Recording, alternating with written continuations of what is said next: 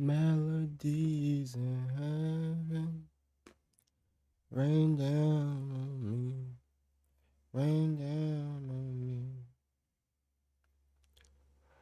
Melodies in heaven, rain down on me.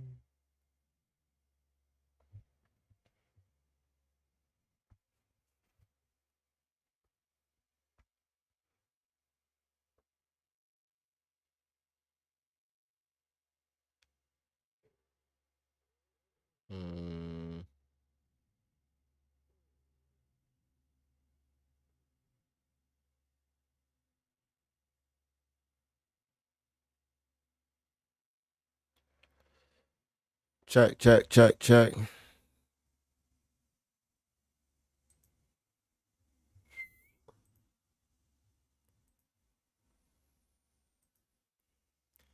Rain down on me.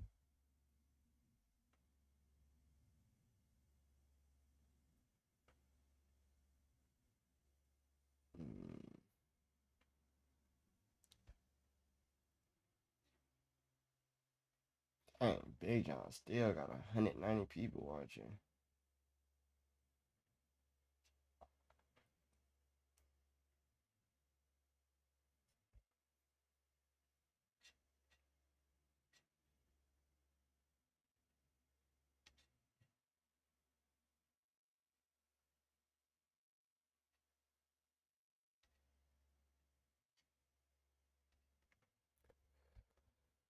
Yo, what's up?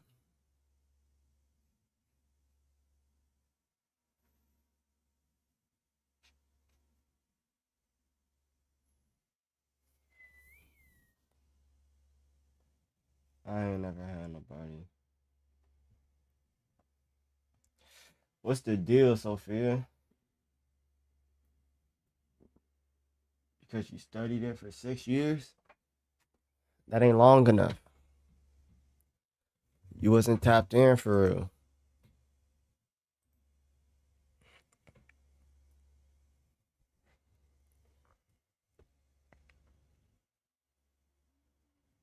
Funny.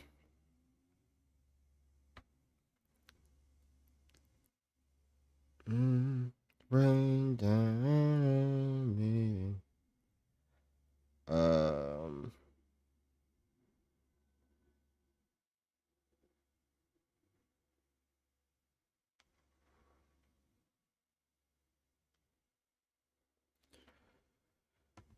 Please keep liking the live. Share the live. People don't get notifications that I'm live. You feel me? They just have to happen to see that I'm on live. So everything that you guys do help. I can't really share on my computer. It don't let me send to like my followers and stuff.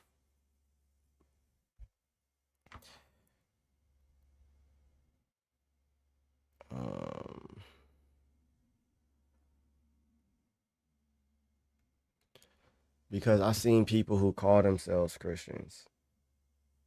What does that have to do? What does that have to do with Christianity? That's like when you say that you don't believe in math because people who call themselves mathematicians say dumb things about math.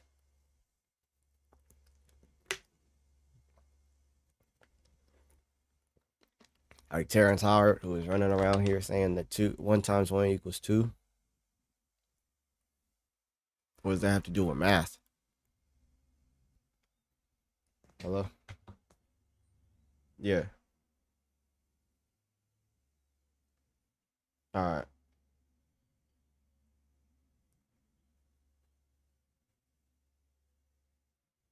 Okay. I'll be here. All right. Jesus Christ is God. Amen. Make a podcast and give life advice. I'm not fit to give life advice. Trust me. You not you do not want my life advice. If it's serious and the Holy Spirit helps me, then I can give life advice. If not, I'm an unserious person. I'm very unserious. What's the deal, Silent Hill? Cause I don't want to have to be the burden is in your court to prove true. All this, I don't know what you're trying to say. I couldn't even imagine what a conversation with you would be like if you typing like that. You typing like that got me scared. I ain't gonna hold you.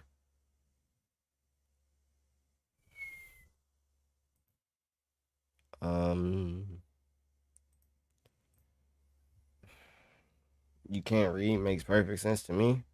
I mean, I guess so, man. If that's all that matters is you understanding what you said, then I guess you successful then. Just F everybody else, I guess. Hold up. You can't.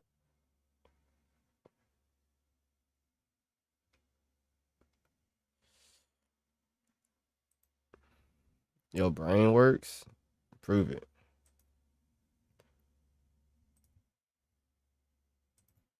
Prove it. Come up.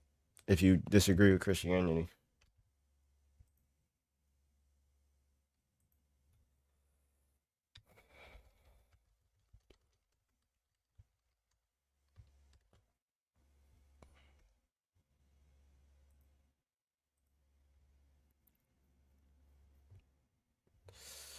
We got 5 people on YouTube. What up, Ted East? What up, Jordan Freeman? God bless y'all. What's Christianity? Christianity is the religion of the followers of the Messiah.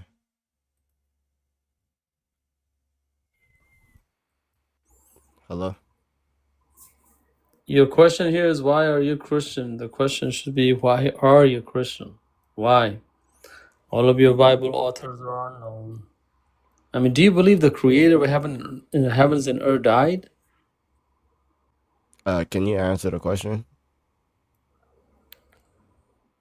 Why aren't you Christian? Yeah, answer that Because question. Christianity is comedy. What's funny about it? Nothing makes... Can you name one thing that makes sense in all of Christianity? Yeah, God created the heavens and the earth. And then he was killed by his own creation. You just asked me to name one thing that makes sense. Does that make sense to you? Exactly.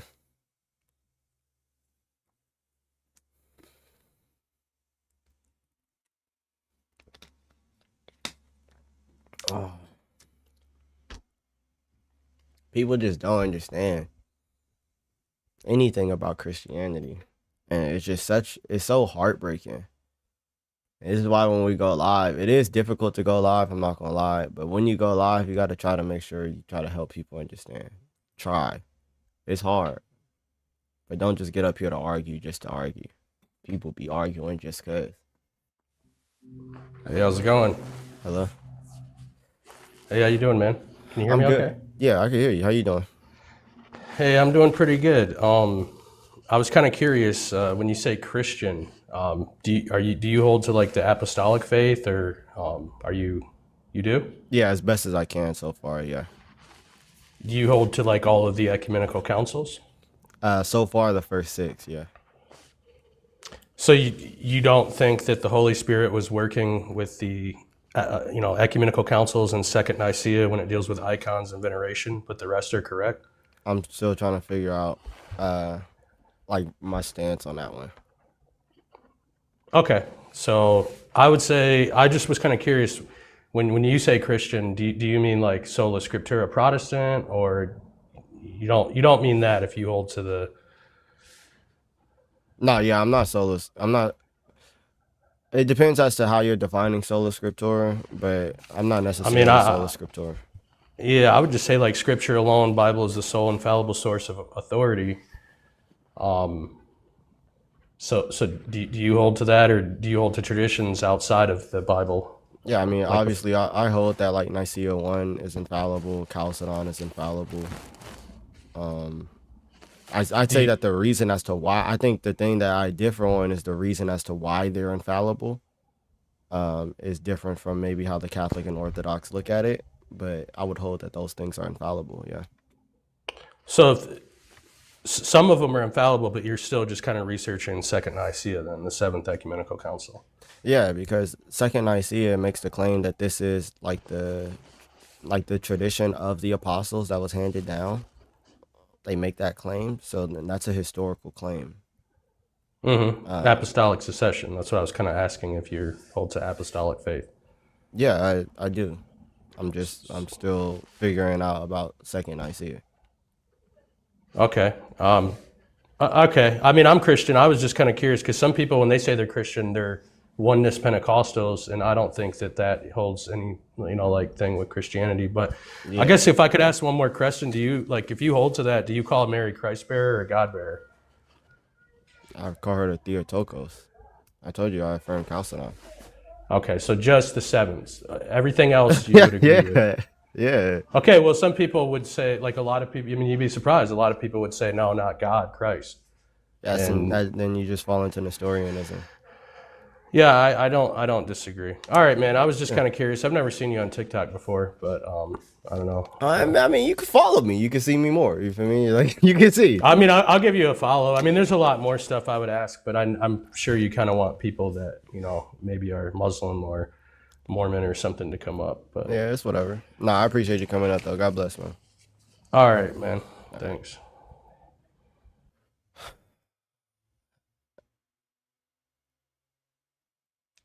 You really do good, though, brother.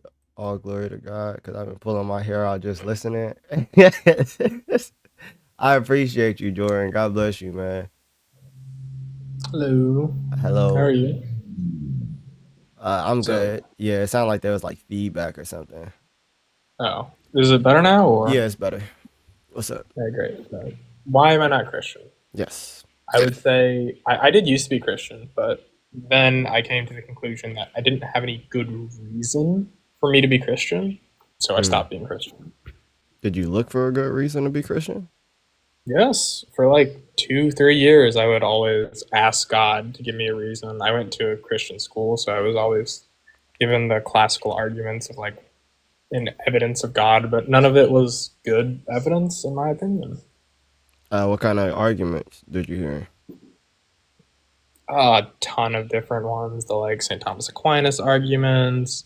And then I also had like some personal religious experiences that I would cling on to, but I realized it's more likely that instead of God supposedly reaching out to me, I was just something I'd created in my mind to think that way.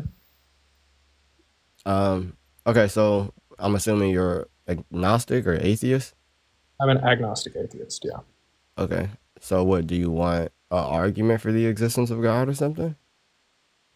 I mean, if you want to, sure. You asked me why am I not Christian. Yeah. I came wanted to answer. I mean, if you read through Thomas Aquinas, then I guess we could just go with something that you're familiar with.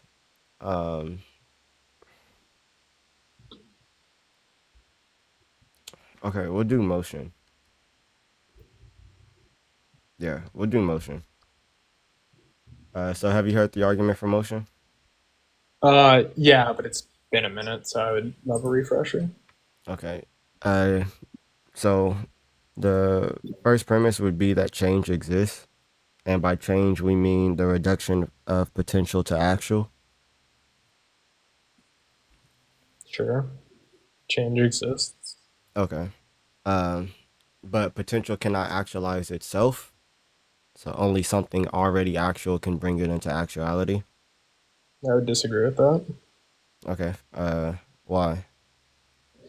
We see all the time in systems that like things can just create themselves by like bumping into themselves, or systems like, for instance, right? We look out in space. How do you and create yourself? When two certain chemicals bump into each other, sometimes a chemical reaction that can happen, and Yeah, you so create a new that's- chemical. Yeah, so that means It's change without an actor. no, you just listed the actors of the two chemicals. So there's something that exists before that's able to bring something else into actuality.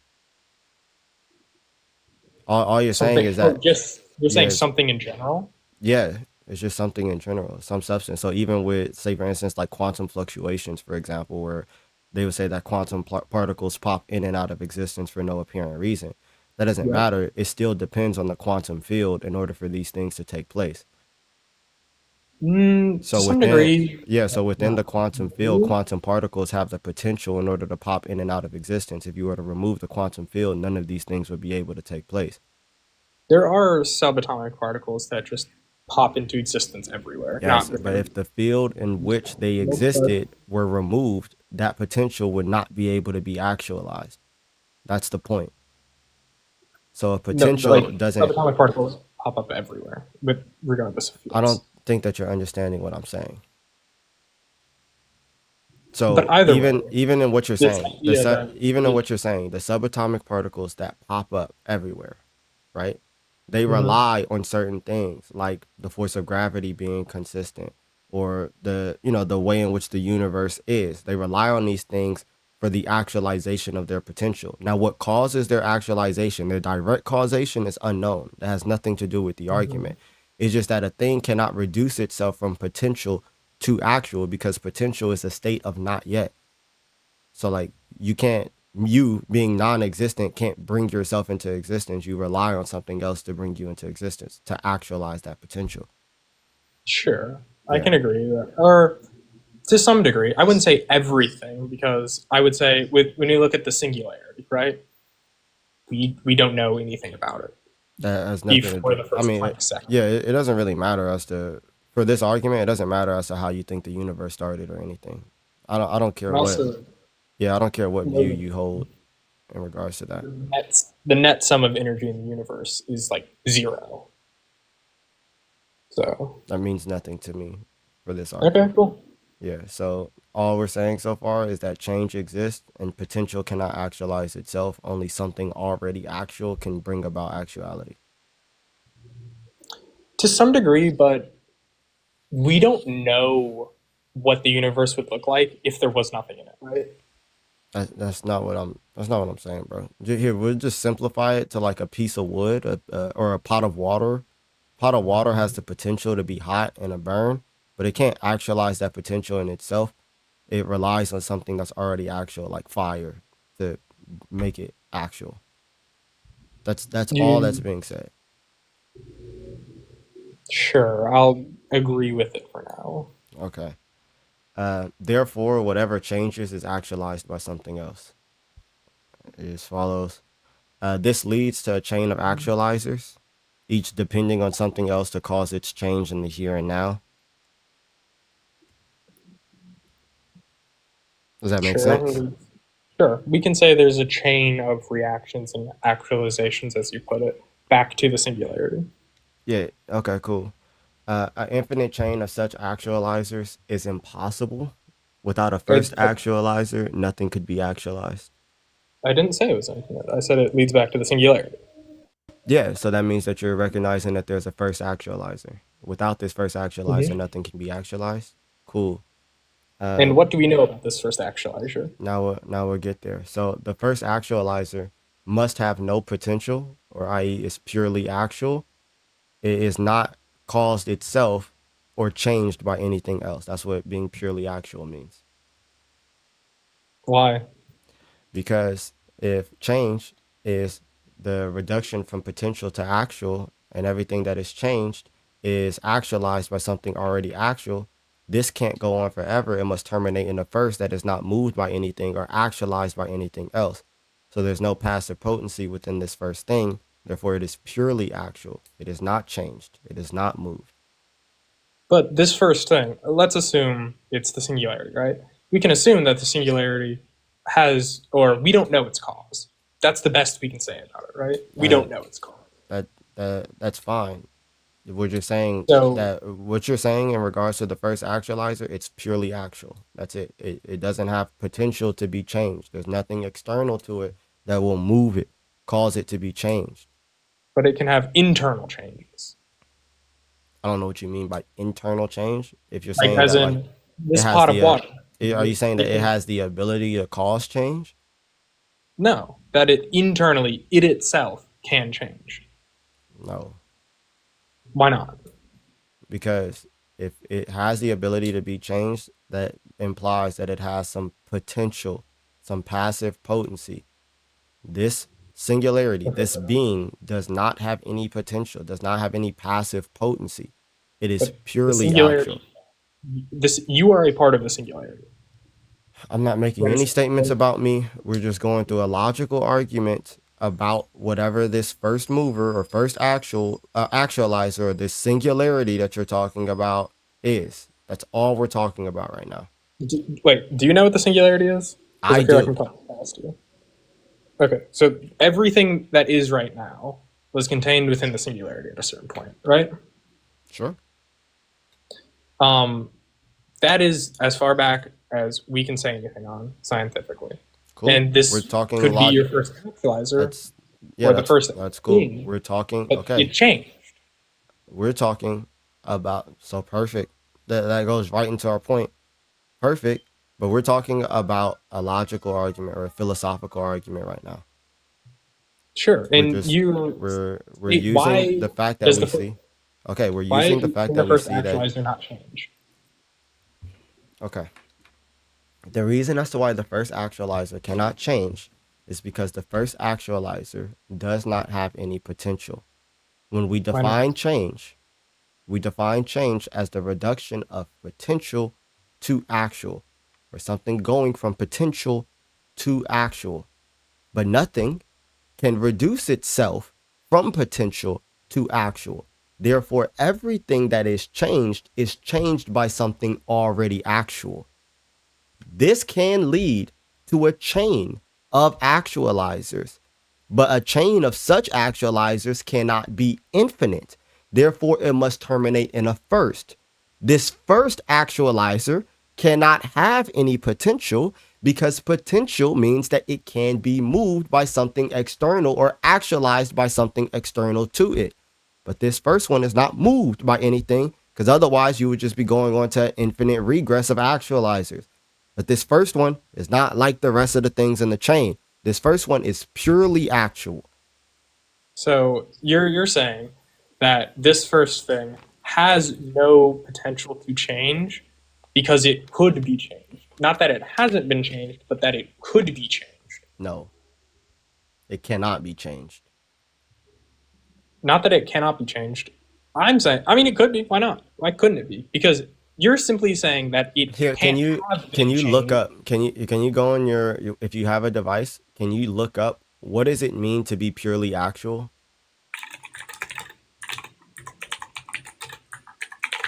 Sure. Dang. First of all, I'm saying I disagree with the idea of purely actual because you're just ascribing it to it with no logical reasoning. You're just stating this thing. No, I'm not. I'm literally telling you why it's the case. With no potential or capacity to change remaining. Okay, so is it possible for this thing to change?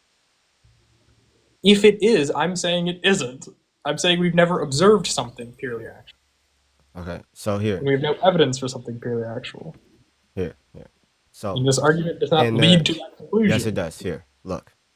In the causal series that we're talking about is called a per se causal series, or an essentially ordered causal series. So I'm going to give you the reason as to why it can't go on infinitely and how it terminates in a first purely hold on, and how it terminates. There's people in the comments that want to know as well, and how it terminates in a purely actual actualizer. Give me a second. Why is the idea that the universe is not eternal not also a valid explanation of this instead of some external thing? You remember Because when I told Occam's you? razor Remember when I if you told? want- Hold on. Remember when I told you I don't care about your view of the universe? You could believe that the universe is eternal. It doesn't change the argument. Yes, it does. No, it doesn't. I can explain to you how it doesn't. Cool. Why, Okay. if the universe is eternal, does it need a cause? We're not talking about the universe having a cause. Okay, then please explain to me. Like, just listen. The Here. universe is the first thing. Hey, do you believe Always that cool. Universe always been great. It doesn't matter. It doesn't matter. Please get it out your head for the argument. I don't know why everyone, when hearing this argument, always thinks that it has something to do with the universe.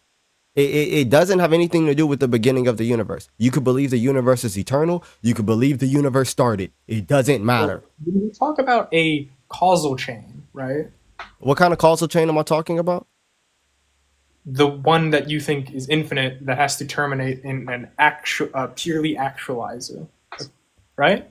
Please, here. Can Is you? that not what you're saying? No, I don't think that this thing is infinite. I'm saying that it can't be Not infinite. infinite. Yes. That it's finite and it ends at the pure actuality, right? Okay. Just listen for a second. Just take a second, please, and I've listen. been listening. And Okay. I said what you said. Just don't talk. Just listen. Okay. So, in the causal series that we are talking about, it is called a per se causal series. Now, specifically in this causal series, it means that everything in the causal chain depends immediately right now for its existence in the here and now. So, in a per se causal series, each member receives its causal power here and now from the member before it. That's premise one. If there is no first member with causal power in itself, then no member in the series has causal power. For example, if I took my phone and I plugged it into an extension cord, and that extension cord is not plugged into the wall, will my phone be charged? No. What if I plug in another extension cord that's not plugged into the wall? Will it be charged?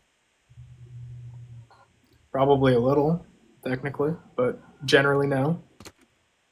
What if I do that for infinitely? Like I just plug extension cord after extension cord after extension cord and never plugged into the wall or any power source. Will my phone ever be charged? No, but Okay, so we don't live in an infinite universe. That's fine. That's fine. So what So I'm saying, why hold on, infinity? hold on. So what I'm saying, this is an analogy of the type of causal series or causal chain that we're talking about. So you understand that if I see that my phone is charged and it's plugged into an extension cord, that extension cord can't go on infinitely. It has to be plugged into something that's different, that has power in itself, that doesn't receive its power from anything before it, but is power in itself. Let's say, hold on. I don't agree with that, actually. I don't agree with that. Okay, Let's say there is a extension cord that's 14 billion miles long, and that's all you can see. You can't see anything past that. But your phone is getting charged. What do we think's beyond that extension cord? A power source. What kind of power source? Is there any way to know anything about that power source? Yes. How? If the extension cord does not have the potential, or it does not have the ability, the innate ability in itself to cause or to give power, then it must be receiving said power from something else. This something else would not be another extension cord that does not have the ability. Another extension cord. Hold on. This I claimed I don't know. Listen. I'm asking you to here. No. Look, right now we're running through a logical argument. Okay? So if the premises are true, then the conclusion would just follow. Okay? That's it. I'm not asking for what you've seen empirically, what you've experienced. I'm disproving your second premise. What's the premise? If there's no premise is that everything has potentiality and causation, right? That's what you said. That's something not, along those lines. That's not what I said. Second. Pretty sure that is. That's not what I said. Not in those words. Whatever is moved by another. Yeah, what does move mean? It's generally changed, right? So whatever is changed or whatever goes from potential to actual is brought into actuality by something that's already actual. I'm trying to make it as simple as I possibly can. Cool. So for a lot of things we've observed, this is true, right? Is there anything that you've observed that with The this isn't true? singularity. Does the singularity depend on something, on things like, I don't know, the force of gravity, the speed of light, things like that? There is one correct answer to that question. It is, I don't know. Okay, so here, let's just say right now, you're just putting in the place of this purely actual actualizer the singularity. Because you're No. understanding I'm that in a saying person, hold our on. understanding ends in the first Planck second. It ends there. We can't say anything else before that. Yes, you can reason. You can literally reason. So, in a per se causal series, you understand that But we this. don't know. Do you? We don't know. That's what we have to say. We I don't think know. that you're. I don't think that you're listening to anything that's being said. You're saying that because everything we've observed is this way, that everything has to be this way. That does not logically follow. That's not what I'm saying.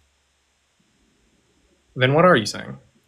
That's what I'm saying. If you just listen, then I think that you would be able to get it. If you just listen. So you are saying everything that we've observed that is moved was moved by another, right? Mm-hmm. That's what you're saying. You agreed. Mm-hmm. And I'm saying this thing that we haven't observed, we cannot assume that about that thing. Bro, if you're saying that the universe... Here's the thing. Did the singularity at some point change? Yeah. Okay. Change is the actualization of a potential. Potential cannot actualize itself. It is acted upon by something that's already actual. If the singularity, if the singularity changes, it is not this purely actual actualizer. Why not? Why cannot something change itself? Because going from potential, it's not like a non-existent. So what we mean by potential, like maybe this is where it's getting mixed up. Potential is just what something could become, even if it's not like that right now. It's the can be part of a change.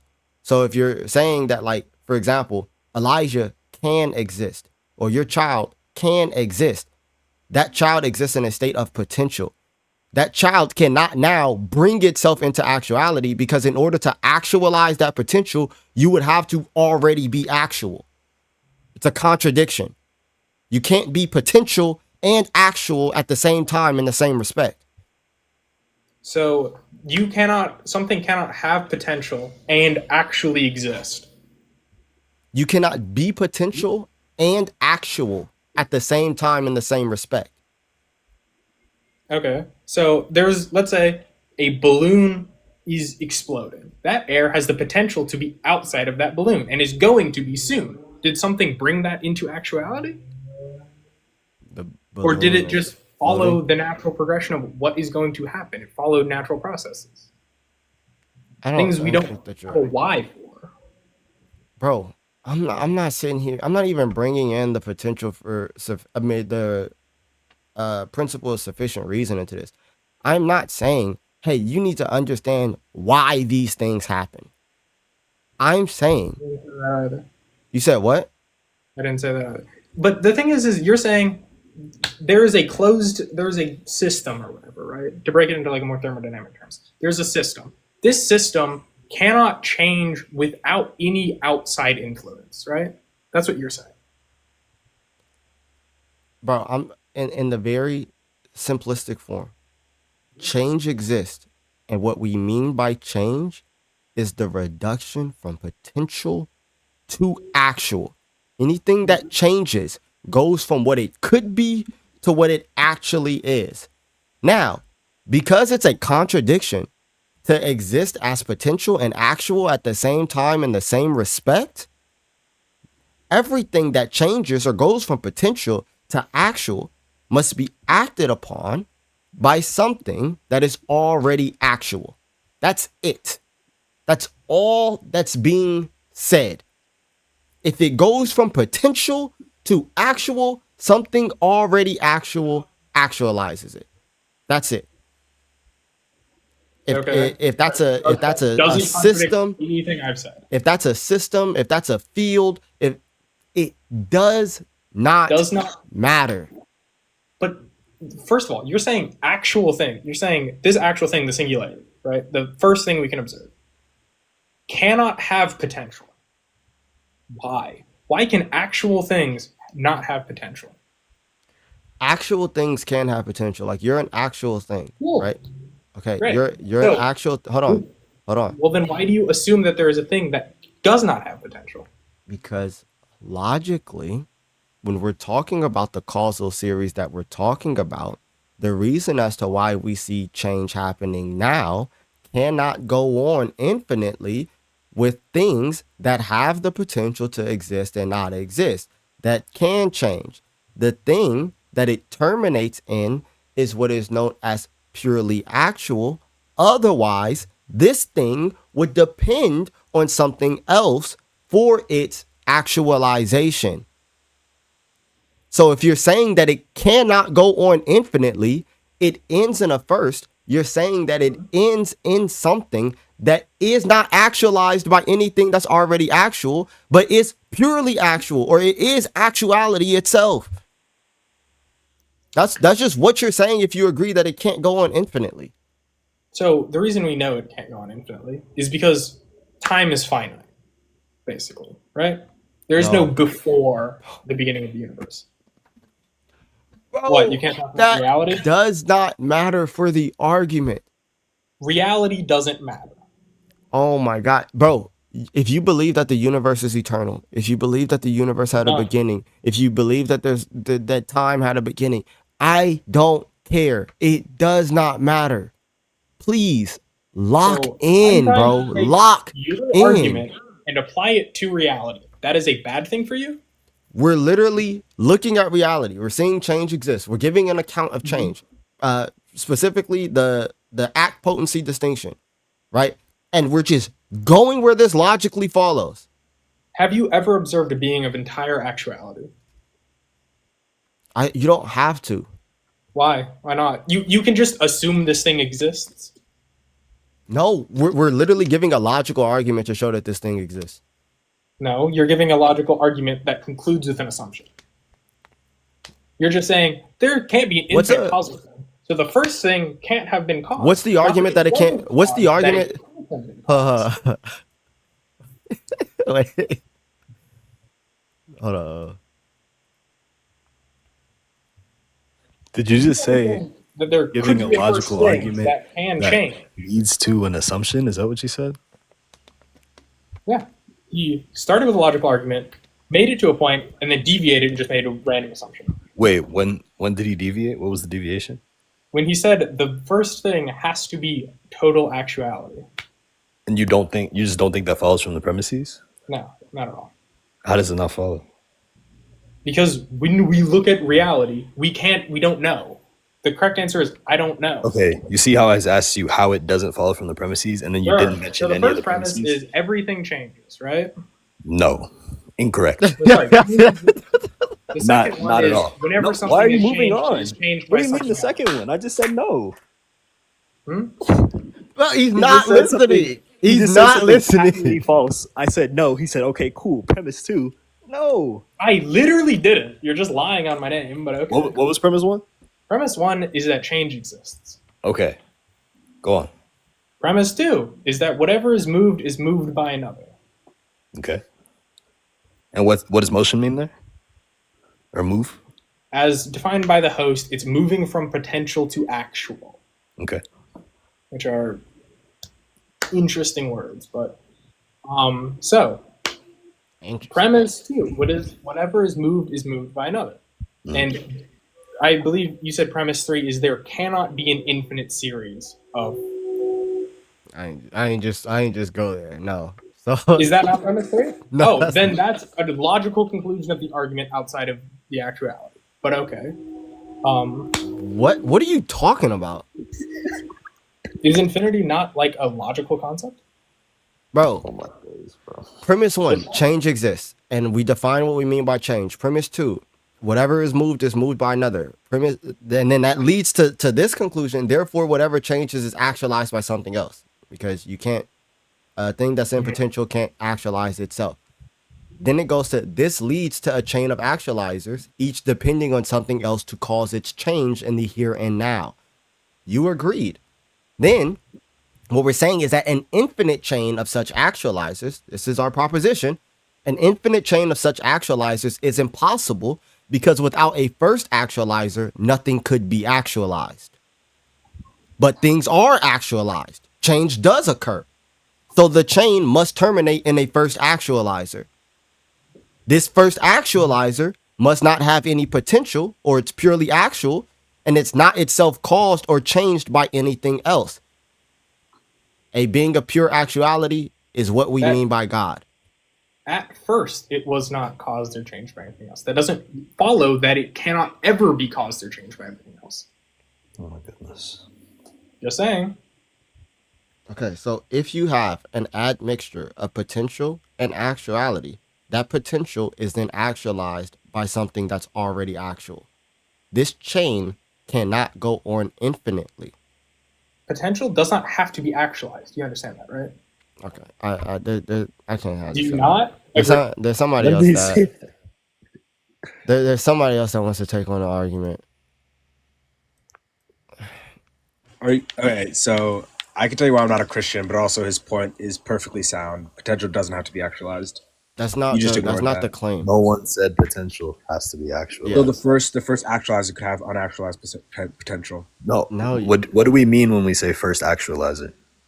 Yeah, so what you guys are saying, it's the first thing, the pure act that actualizes. Yeah, pure act. Yeah, So do you know yeah, what but we're it doesn't have to negating be- in that? It Hold doesn't on. have to be the case. Hold There on. could be Do you potential know that's what not we're actualized. negating? Do you know what we're negating when we say that something is pure act? You're just saying that it has any potential, but you haven't explained why that's the case. You need to explain why it's only pure act and it has no potential. Did you hear the argument? Yeah, it didn't follow. That's the whole point. Potential doesn't have to be actualized. How is that relevant? Because what you're saying is the first actualizer actualizes all of the potential, but has no potential itself because it's not actualized by anything. But it can still have potential and not be actualized by anything. No. So His point if completely stands. You just won't acknowledge it. you said what?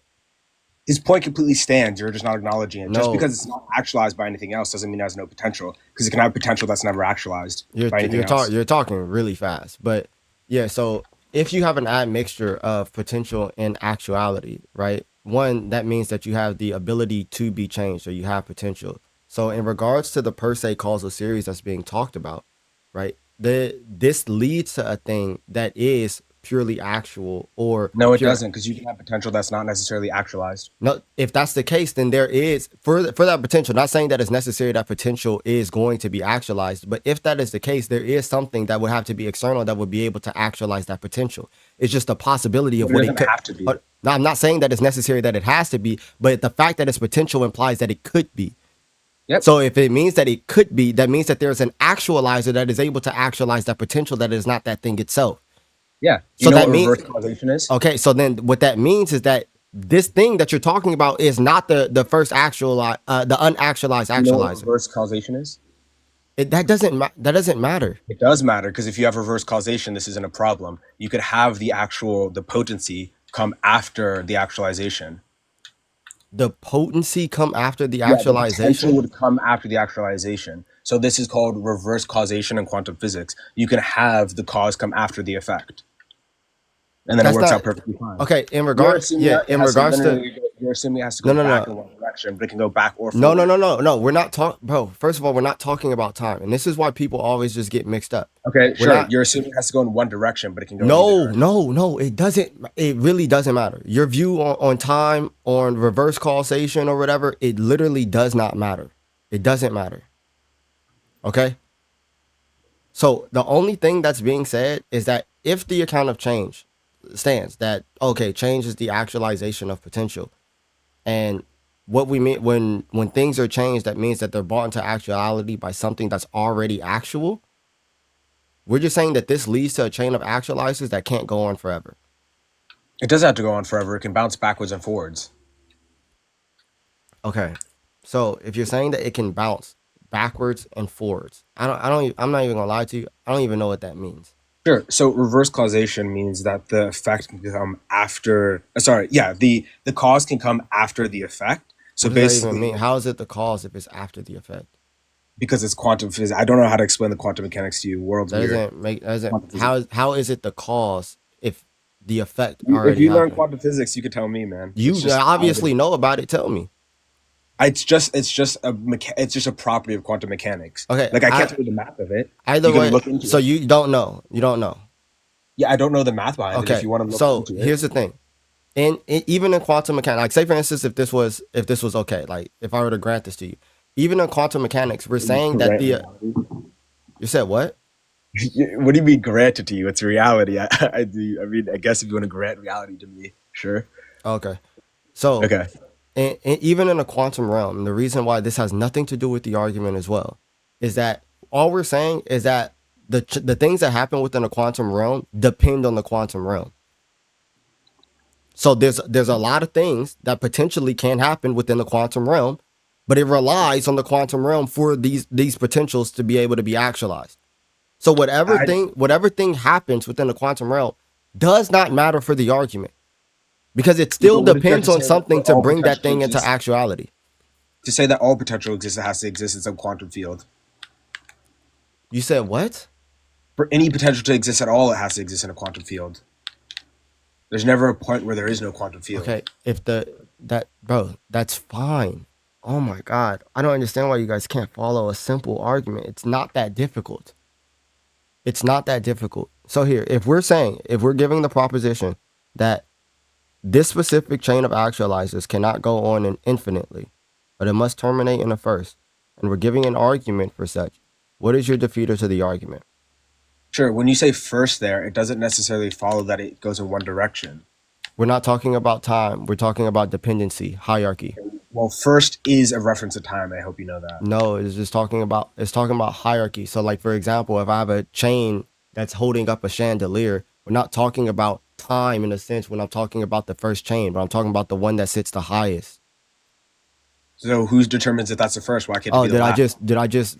I almost cussed. You almost got me out. You almost got me out of character. So did I just sit here and show you that that first can imply something that's talking about a hierarchy? No, because when you said it's first, that doesn't follow just because it's at the top of the chain. It could be last. Are you an idiot? Sure, if you take a chain and you point to the top of a chandelier, it doesn't necessarily imply that's the first one. It could be the last one. Okay. The direction is whatever you want it to be. Yeah. Okay. Cool. So Okay, cool. So yeah, so when we're talking about first, in that sense, we're talking about a hierarchy, not going back in time, not talking about place, just First is a hierarchy. time in reference to time. I don't know what you're talking about. I don't know what definition of first you're using that isn't a reference to time. If you would like to give it to me, go ahead. But I can't I imagine. literally just did. No, you didn't. The implication of a chain being the highest in a link doesn't imply it's first. That's the bro. When you're looking at the link, right? This chain that's holding up the chandelier, right? Let's say if it's 5, okay? 5 chains that hold up the chandelier.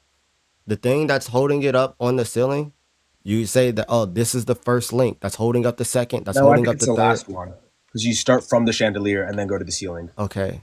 Okay. That's fine. Okay. It really doesn't matter, whichever one.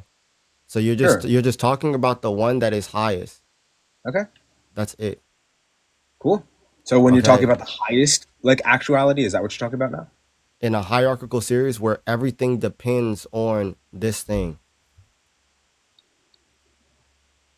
Okay. You're going to make a point there because we've gotten rid of the first thing. So now you're just saying everything depends on something. I agree. No, everything depends on the highest member. What do you mean the highest member? Okay. If I'm Sophia, we'll try it out. Let's see. If I'm the first person in a line, right? The existence of the line depends on me and where I started. Again, when you're saying first, you're making an implication about time. I don't know. Give me your no. definition of time, or we could look it up together. Should we do that? We don't. It doesn't matter about time. I don't care what you think about time. It doesn't matter. Or we could look it up together. I don't care about your nothing about time. It doesn't matter. You said first in the line thing. Here. This is what we're talking about when we talk about first. This is exactly what I'm talking about. This definition right here. Foremost in position, rank, or importance. So when I'm talking about first, I'm talking about foremost in position, rank, or importance. Okay, so let's go through all of those. Am I talking about time in this definition? We'll go through all of those. No, is it talking about time in this definition? Dude, we'll go through that and see if it makes sense. I just need a yes or no before we go. Is it talking about time in this definition? Yeah, in that definition, it's not. But it okay, then shut up. Then shut up. But it doesn't make sense. Then when shut. Actuality. What? How doesn't it make sense if we're talking about a per se causal series? Hold on. What kind of causal series are we talking about? Sure. Not position, right? Yes. You're talking about position in a causal series? Yeah. Yeah. What kind of causal In series are we talking space? about? You think in space. What Causal kind of series. what kind of causal series are we talking about? I was assuming you're talking about a system. Why would you assume that if that's not what I said? What kind of causal series Because are we when you're talking about? talking about cause and effect, you're talking about a system. Bro, no. First of all, and I said this numerous times, and if you were actually listening to the conversation I was having with the last guest, you wouldn't be up here looking ridiculous. You would be able to answer a question like, what kind of causal series am I talking about? Well, I wanted to go through all of those in the definition of first, but you didn't want to, so. So do you want to know what kind of causal series I'm talking about? Sure, you can go ahead and give it. Oh, it's called a hierarchical causal series. Okay. Okay, so when we're talking about the first in a hierarchical causal series, this first is going to be something that is purely actual. We're not talking about time. I don't care what you think about time. Okay, so the issue there is you're just determining any random point in the series to be the most important. No, what? Yeah, so What are if you you talking say, about? say it in that way, What are you? You could say, sure, What's I can a explain here? it. What's a hierarchical? I'll explain Hold on. What's a hierarchical causal series? It's where you say one thing is more important or ranks more important than the things below it. No, it just means that everything that's below it depends on that thing in the here and now. Sure, but you're just choosing an arbitrary thing to say is That's not an dependent. arbitrary thing to say. This is something that's very prevalent in philosophy. Sure, I can give you the example. You don't have to right? give me. Oh, you gonna grant me reality? You don't No, have to I'm give not me saying that. anything. This is just I'm what it telling you why is. I'm saying why this doesn't really necessarily follow. So No, with your it example of the necessarily line- follows. These are the terms that we're using. Use the definitions that we're using. Okay, I'll explain it. So when you're talking about the things, No. I want you to stay in the terms and in the realm of the argument. We're talking about a Sure, I was hierarchical about to go causal back to your series. line thing. I gave you the definition. What's the definition of a hierarchical causal series again? You said that everything relies on the first thing or the most important thing. No. It depends on the thing previous to it in the here and now. For example, the chain that's holding up the chandelier, it directly depends on the chain right above it in the here and now. And they all rely on the first thing. This thing can't go on forever. That's why it depends on the first thing, because it can't go on infinitely. Therefore, it terminates in something that's the first. Sure. That's So I not can go held over up it by again. anything previous to it. Sure, we can go over it again. When you're talking about, we can go over the chandelier or the line thing. The issue here is that you're choosing a random point to decide it's the most important. So for the chandelier, you can say it's the top like chain, but as you know, it's like it's like you're the what's the saying? Weakest chain in the link or whatever. You can basically just choose any link in that chain and then just say that's the most important, and all things depend on that link. Hey, so I want you to say that again, because you're just telling me that you just don't follow anything that Sure, I'm saying so- without telling me that you're not following Yeah, anything. so your that I'm saying. hierarchy the most important thing can be determined by anyone. It doesn't necessarily follow that it has to be the first thing. You can choose any chain in that link. Yeah, you're just dumb. So you're not going to respond to that? I just did. You're an idiot. Cool. So now who's doing the fallacies? No one's doing a fallacy. I'm stating a fact. You're an idiot. You sound really emotional right now. No, I'm not emotional. I'm literally just stating reality. Remember you said you was going to grant me reality? This is No, I was reality. laughing at you You're an granting idiot. me quantum mechanics. No one's talking about quantum mechanics. No one's talking about anything like that. You're just up here saying a bunch of stuff that has nothing to do with an argument. You're an idiot. Sure. So what I'm talking about is when you say that the most important thing or the thing at the top of the hierarchy is the first cause, you don't need to say that's the most important thing. No, we're You just said the saying most that important this is where the per se causal series terminates. If it can't go on infinitely, it must terminate in the first. Yeah, but again, it doesn't need to terminate at all. So then it could go on infinitely. It doesn't necessarily follow that it goes on infinitely either. So it doesn't go on infinite and it's not finite. Yeah, so I can explain it. So when you're referring to infinite, you're referring to a concept, right? But you don't want me to explain it? No. Are you saying that it is infinite and not infinite? Sure. So when you're referring Sure? to infinite, I'm about to explain it. I'm not really ready to explain it. Hey, damn. Please, am I wilding? So when we're referring to concepts such as infinite, to say that there is a beginning to infinity doesn't really make sense at all, right? Do we agree on that? No, you just said that this thing can go on infinitely and not infinitely. Sure. So I can explain it again. You're gonna explain this contradiction? I'm going to explain it again because you're not listening. Explain the When we refer contradiction. to Go ahead. concepts, sure. When we refer to concepts such as infinity, does it really make sense to say that infinity has a beginning or end? No, it's infinite. Okay, great. But can we also agree that something can exist for all of something else? So let's say time exists for all of time. Time exists for all of time. Yeah. I don't know what that means. Okay. Do you know what time is? Depends on the view, but we're not talking about time. I want you to Okay. tell me how Can we this. say that a ruler I want you to exists for tell all me. of the space a I ruler want you to takes up? tell me how a per se causal series is both infinite and not infinite. Sure. So can we agree that a ruler takes up all the space the ruler takes up? Bro, just explain to me how in a per se causal series, it is both infinite and not infinite at the same So what time in the I'm same saying is respect. it's uncaused but finite. You're saying it's uncaused but finite. Yeah. No one's talking anything about that. What's a per se causal series again? I don't know how you're defining it. How I'm defining it? Look it Yeah, up. because you're using. Sure. I can also look it up if that's what you want. Go ahead, look it up. Per se causal series. A sequence of cause action. Okay, you say overrule in the per se. Did you and per- forget how to read? No, it's because I was loading the page. The metaphysics of per se and per accidens. What the hell is accidens? So you're just up here just not knowing what you're talking about, bro. Yeah, but you didn't refer to. It's I have no okay, clue bro. what- It's all right. It's all right. Just say, hey, Cool. Elijah, So- I don't know what I'm talking And about. per Can you accidens please causal teach me, Father? series. Father produces son, who produces son, who produces son, and so on and so back. Per se, the mind mental agent moves his hand to move the stick to move the stone. Mm-hmm. So what does that mean? It just means one thing comes after another.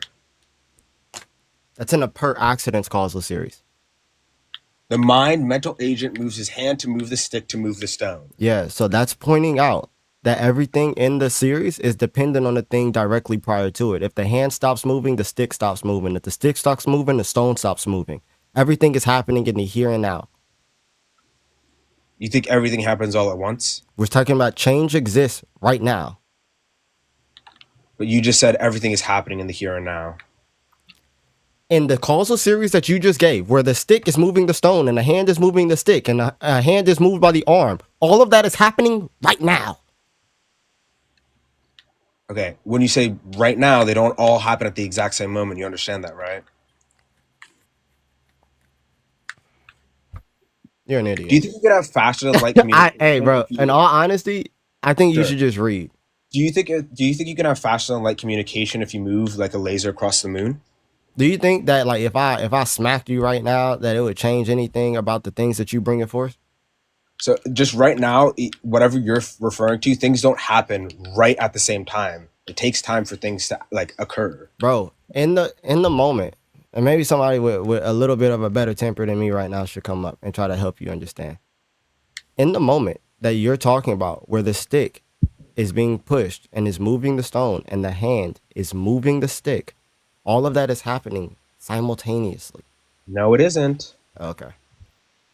Do you think you can have faster than light communication by moving a laser across the surface of the moon? But that has nothing to do with anything. Because It has there's a nothing limit to do how with fast things can move. anything, bro. Because there's a limit to how fast things can move. Things can't happen Bro, instantaneously. at the moment that I smack you, you are smacked. It doesn't I smack you and then you're smacked. There's no There's a time limit to how in fast between things that. can move, right? I smack you, you're smacked. That Okay, there's so when you there's refer no to time multiple in between things- that. Both things are When you- true. Sure. I When left you my refer to handprint multiple- on your face. When yes, I And get your yes, emotional right now. okay. I get it. You're emotional. No, I'm saying I I'm get it. literally It's I'm okay. literally showing you how all these things happen No, I get that you're simultaneously. emotional. It's fine. It doesn't Calm one down. happens first and then the next comes. There's Sure. things that When you happen refer to simultaneously. multiple things moving, they don't happen instantaneously. It takes time for things to move. You understand that? Okay, let me ask you something. Because if the rocket Let me ask you pushes it something in. real quick. Exactly. This cable that's in my hand, right? If I start moving my hand, the cable starts moving. If my Did it hand happen is at the not exact moving, same moment, just to be clear. if my hand is That not cable is moving, moving at the exact moment your hand can you starts to answer? Can you let me finish talking? move. Okay, can you answer my question or? Can you let me finish talking? Okay, You so you're not gonna interrupted answer me. that. I got it. You interrupted me. Because the point doesn't. Your point that you're trying to make. You don't know what the point I'm trying to make. You're You trying to don't know say it that 'cause the you cable moves interrupted the me, instant right? your hand moves, and it does not. You don't know it because you interrupted me. But it doesn't. It doesn't. You don't even know what I'm saying, dude. All right, Chill go out. ahead. Let's see. Chill Surprise out. me. Surprise Let me. me ask you a question. Surprise me. Go ahead. Or if I were to get something, let me get something more solid here. It's still not gonna work. You I'll think get you a can have faster pencil. like Here. communication by No, moving? no, just calm down, bro. If I stop To be moving my clear, the wrist host or was my saying he's gonna hand, smack me. can so you if can anyone you needs to calm calm down? Can you calm down? Again, if anyone needs to calm Can down, you calm down? Again, if anyone needs to calm down, it's the host. Why you got He's my not even dick in your talking mouth? right now. Yeah, so if my hand stops moving, will the pencil stop moving? Not at the moment your hand stops moving. Oh my days. Oh my days! Oh, how about You guys this? just solve All right, faster cool. communication, He's an right? idiot. You If guys I just if solve I hang faster if I hang, idiot. if I hang a chain upside down, or I lift up a chain. It will not stop moving the No, instant you stop bro, moving. be quiet and just It listen to what I'm doesn't. gonna ask Physics you. just doesn't agree with you Be guys. quiet and listen to Oh what my I'm gonna ask god, you. physics! Be quiet. It just doesn't Okay. agree with you guys. You guys should write like You don't know. guys You don't should- even know what no, I'm no, You asking guys should you. publish a paper how you solve fast and light communication. You don't even know what I'm asking you. So just I be think you guys should quiet. write a paper. Look, if in the analogy of a ceiling fan being held up by a chain that's being held up by It another would chain, not stop moving the instant that the fan can you stops be moving. quiet and let me finish my question? You're wrong. It's not how motion works. Can you gonna let me talk now? You should write a paper on this. Please, go ahead. There's been papers. Well, I'm talking to you right now. I'm not writing Go a paper. ahead. Okay, can you let me finish talking now? I'm waiting. Okay, cool. So in this case, in the case where a ceiling fan is being held up by a chain that's being held up by another chain, is that all happening simultaneously? Or does the first chain hold up the second chain, and then after that, the second chain holds up the ceiling fan? You're not talking about motion anymore. Yes, we are. We're talking about the actualization of potential. That is None what of those things motion are is being potential, defined they're all as. actual. I'm sorry, what is motion being defined as? There was no motion in the example you gave with the chains. What define motion? You said the actualization of potential, but there was no potential in that example you just gave. Yeah. Does Yes, it- there was. There's the potential for the ceiling fan to being held up is being actualized by the chain which is holding it up. And that chain, the chain's potential to hold up the ceiling fan is itself being actualized by the chain above it. And What so change on and is so occurring forth. there? Huh? What change is occurring there? the actualization of the potential for like the fan to be held up 6 feet in the air is being actualized by the chain. Now the chain, There's no the potential chain. there. It's all Hold on. actual. No, that There is an actualization Of of its potential. impotency, which means it's being actualized. But in actuality, the chain is 6 feet in the air. Due to the chain above it. Which Exactly. means that the chain above it is actualizing the chain below it. No, because there's no change from actual to potential. They're all actually 6 feet in the air Oh at that my moment. gosh, bro. can I drop a What does it mean to be impotency? Potency can't be described with positive ontological properties. So I'd have zero clue how you guys are going to describe it. Okay. but you would Being say something that's not impotency means actual. that you're being acted upon by an external agent. Okay? So is the chain below it being acted upon by the chain above it? I mean, not if it's not in motion, no. Oh my god. Okay, so then hold on. If it's not being acted upon without the chain above it, that since it's not being acted upon, if we remove the chain above it, nothing will happen to the chain below. But then motion is occurring, change is occurring. Can you answer the question? But you just gave a different example. No, because I'm showing you that it is clearly being acted upon. If without it, you get a different result. But the example you gave, the first example, there was no change. There was no motion. bro? All right, The- here, bro, hold on, yes, wait. there was. There was Bro, an actualization of the potential in the Yes. chain to be held up. Yeah, so what we're saying is that the chain has the potential to sit 6 feet above the ground or has the potential to hold up a fan. That's being actualized right now. So it went from potentially holding up a fan to actually holding up a fan. This chain changed, right? And now that actualization of potential is being actualized by the chain above it. So you think things existing, simply existing, means they still have potential? What? The chain Yes, simply, if something exists, right? Like you exist right now, you have the potential to not exist. great. So all things have a potential to not exist, right? Not No, all not all things. things. Okay, so give me an example of something that doesn't have the potential to not exist. That's irrelevant. We're just saying that we're not making that claim. Oh, because you know what happens if you say that. What happens to your God then? You'd have to admit he has a potential Well, to then not I exist. just don't accept the principle that all I things have know. potential. So what? I would just disagree with you. I have no reason to believe that God doesn't have the potential to not exist. Why would God not have that potential? Because, well, I could Because explain. God, by the definition we're giving of God here, is purely actualizer. Why should I believe that fits the description of God? We're just giving the definition of our term. And I'm asking you, why should I believe It's like saying, "Oh, I that fits the believe a description of human God? doesn't have. I don't believe humans have bodies." Sure. Why should I believe you that fits the description of God? We're saying Dude, that you can when just we you can say give God, whatever that's what we definition you mean. want. When we say God, that's what we mean. All right, why should I believe you that describes God? Why should you believe me? Mm-hmm. That's like saying, "Why should I believe the word yellow describes this color?" You don't have to believe that. That's what I'm saying. It's just a definition, dude. All right, so Like, you're just saying you're going to This dude's an define idiot. God as actuality. This dude's an idiot too. I'm gonna define God as the purely actualizer. Yes. Okay. Cool. I mean, it really doesn't mean anything because you could just define God any way you want if that's how we're playing this. All right, he must be getting a phone call. Can you guys hear me or no? Well, now you didn't say anything that whole time. I got a call, and then Uh, I came back and I said something. Nobody responded, so I was like, okay, I don't think I get him. yeah, But if he disagrees with that notion of God, why didn't we just start there? Like he could grant the conclusion and just say that's not God if he doesn't think that's what God is. yeah. I mean, he could have, but he's just people get too sidetracked when they hear motion. They think pop locking and just movement, physical movement. That's how I like to explain it. I just say like when I walk down the street, that's what motion is. Get all that potential actual Right. nonsense. For people in the chat that maybe like couldn't understand, I apologize for getting rowdy. I know that you guys don't like that side of me. Right. But I hate talking to like just people who just purposely disingenuous, right? Like if he's being sincere, then obviously it never gets there. And by the way, This apparently is hold on, the fork that's attached to this. Let me make sure the people on YouTube can see. Okay, but apparently man. the fork that's attached to this lemon or lime, it moves first, and then after it, the lime moves, even though they're both stuck together. You guys see it, the fork moving slightly first before the lime? Maybe Yeah. I need to get a closer I look. see. It moves just a little bit before the lime moves. Look.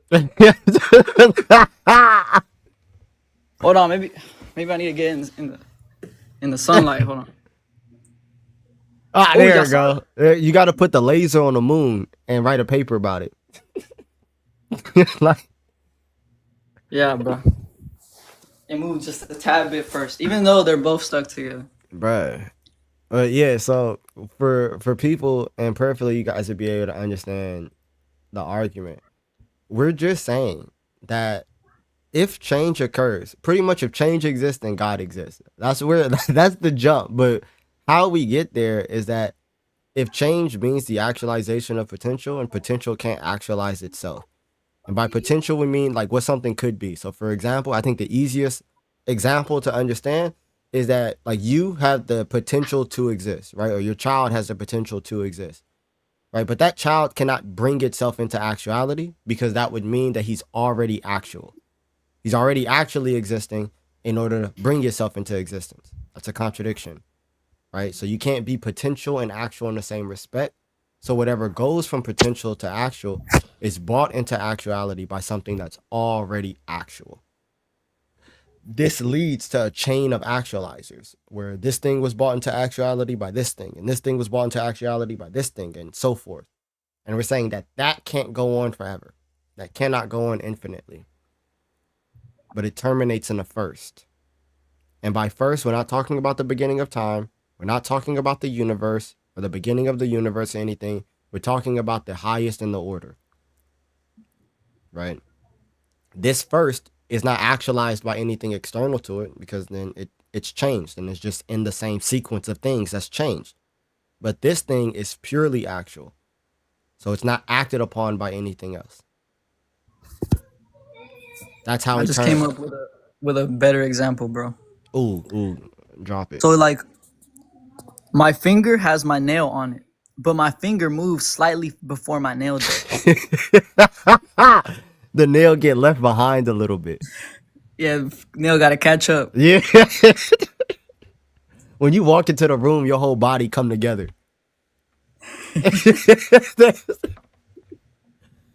Right. It's not that difficult.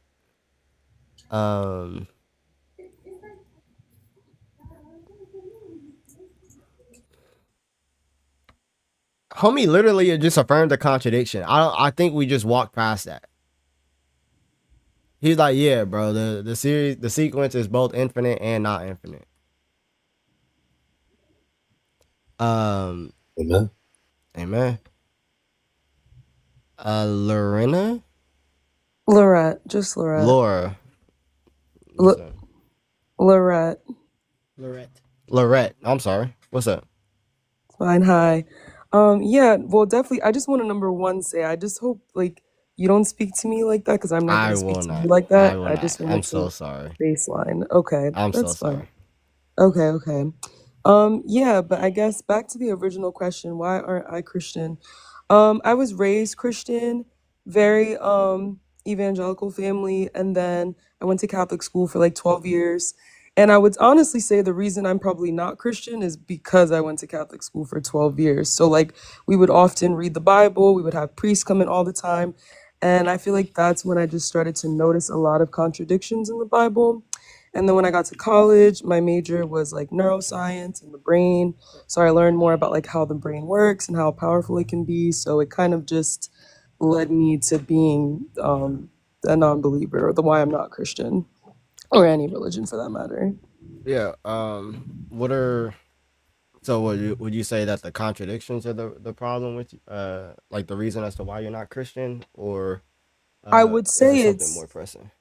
I would say it's everything, but I guess I would say the main things are contradictions, particularly in the Bible and also outside in like the timeline of our world, the fact that there's thousands of other religions, and then school with like learning about how like the brain works and like how it evolved and things like that. Okay. And Well, why religion works for some people and why it doesn't, because everyone's brain is different. okay. Well, I guess we could tackle the contradictions if that's what Mhm. was the most pressing. So, what's the contradictions? Yeah, so one with how in the New Testament, there's four gospels, and each of the gospels will have a little different variation about different stories about Jesus. I can't off the top of my head right now specifically name which specific stories, but I just know from reading it that they're not all saying the same thing. So that's one contradiction there, and also that there's multiple versions of the Bible that all claim to be the true version. I feel like that in and of itself is kind of a big contradiction for it. Well, I don't know what these multiple versions of the Bible that claim to be the true version. I don't know what you mean by that. But in regards to the four gospels, what you're getting is just witnesses that are speaking about what they saw, or the things that they were taught. So it would be like if, I saw you get into a car accident and I was on the street. Now, my testimony as to what happened is going to be a little bit different from your testimony who was in the car. And it's going to be a little bit different from your daughter's testimony who was in a car. And it's going to be a little different from the other person who was across the street that saw it. Now, we're all attesting to the same event. We're all saying that, yeah, this person got into a car accident because, this person ran a light while Loretta had the right of way, right? Because I'm assuming that you're not a bad driver and you don't break rules. You feel me? But like the way in which we detail this story is going to be from our perspective. So there's certain things that I'm going to highlight. Like that person was blasting music in a car, where you might not highlight that because you had your windows rolled up, right? But it doesn't make it not true. And it doesn't mean that we're contradicting. We're just highlighting certain things that's important to us. I could see that logic. I guess to me, when I'm thinking about something that is ultimately 100% true, there wouldn't be different versions or different tellings of an event, if that makes sense. I think that I if feel like there you, would be a lot more. Yeah. yeah, if so, the thing in regards to Christianity is that Christianity makes historical claims. So the things that we call the Gospels and the Scripture is historical narrative. So you're just getting somebody's testimony, and that's really it. And this testimony is true. So if you're getting somebody's testimony on the event, you would expect little differences. Now, if everything was exactly the same, like say for instance, if you were a police officer and you interviewed 4 different people about an event and they all said exactly the same thing, no variation whatsoever, you'd be like, okay, these people obviously colluded to come up with this story, but this isn't the full truth. The fact that you get these little variants where people emphasize certain things that's more important to them, it actually goes to the validity and the truth of the testimonies that you're getting rather than the contrary. Okay, I could see that point of view. I can see that logic in there with that. What was the next thing I was gonna say?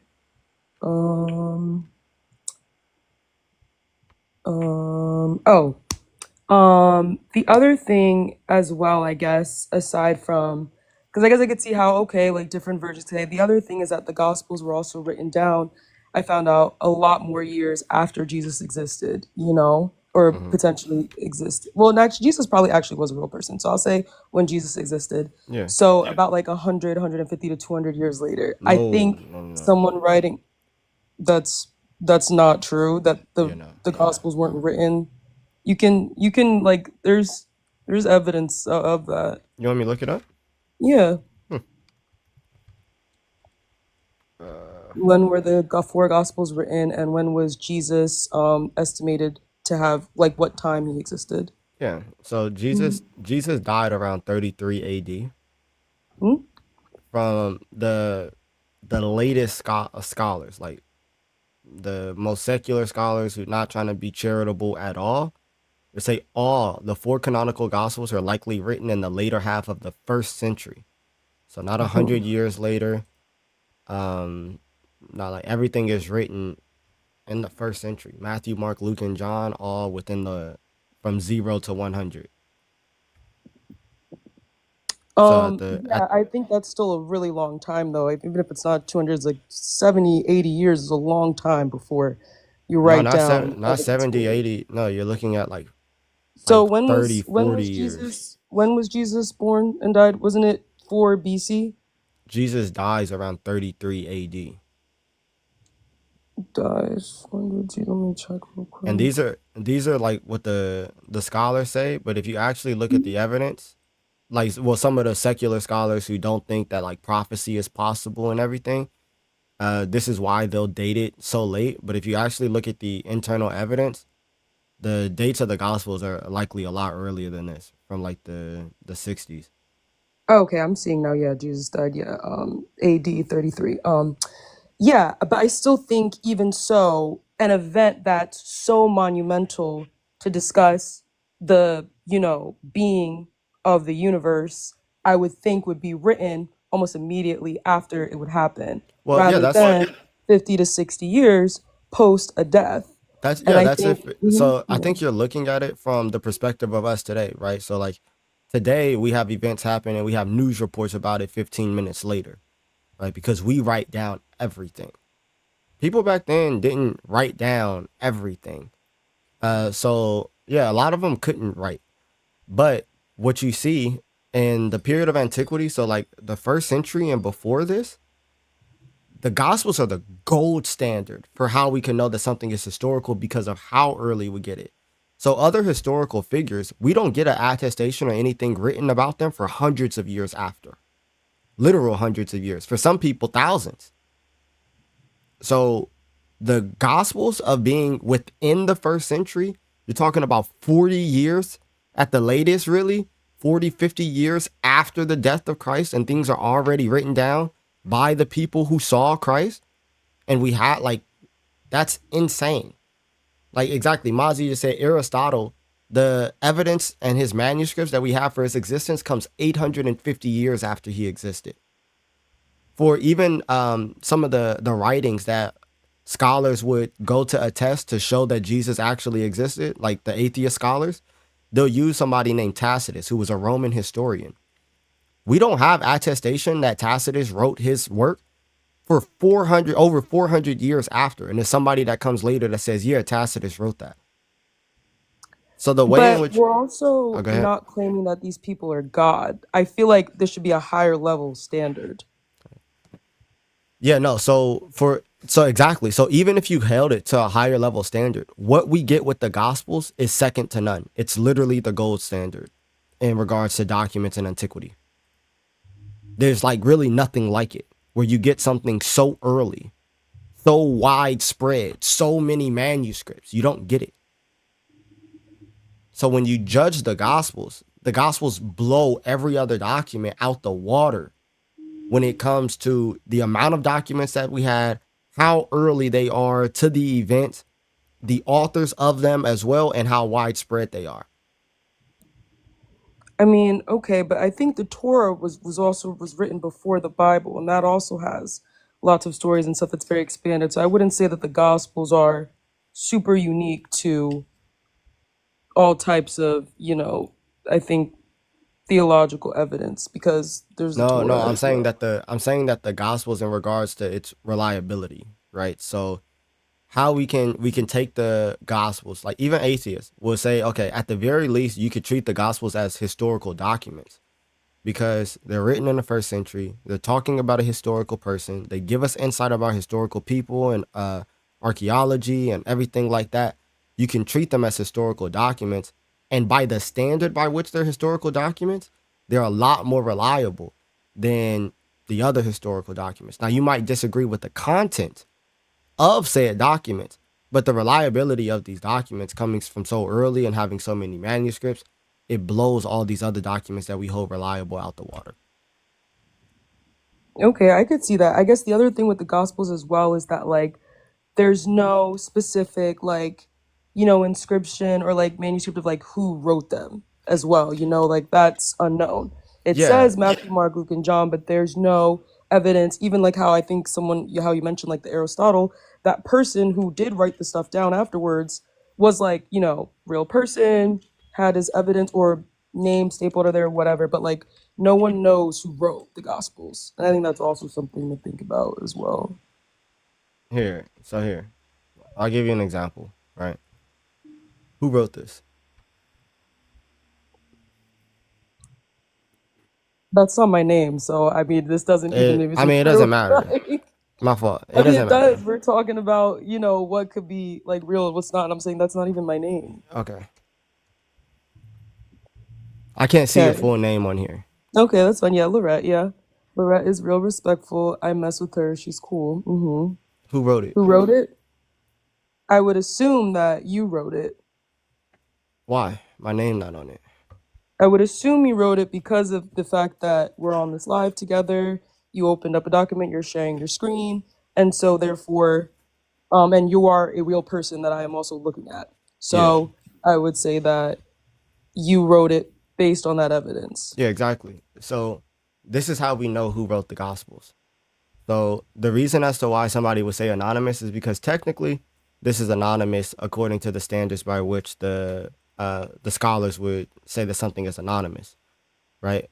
But if somebody asked, hey, who wrote this? You're like, oh, this that dude Elijah who ran alive who wrote this, right? If I printed this out and I left it out and somebody found it, they'd be like, hey, who wrote this? You would be able to say, hey, Elijah is the person who wrote this because we have some type of connection, right? You know me, we've had a conversation. So what we have in regards to the Gospels is the disciples of the apostles who wrote the Gospels say, oh, yeah, Matthew wrote Matthew, Mark wrote Mark, Luke wrote Luke, John wrote John. On top of that, every single time, like say for instance, every single time you saw this document, never once does it say Cam wrote this. Never once does it say Lorette wrote this. every single time that this document shows up, it says Elijah wrote this.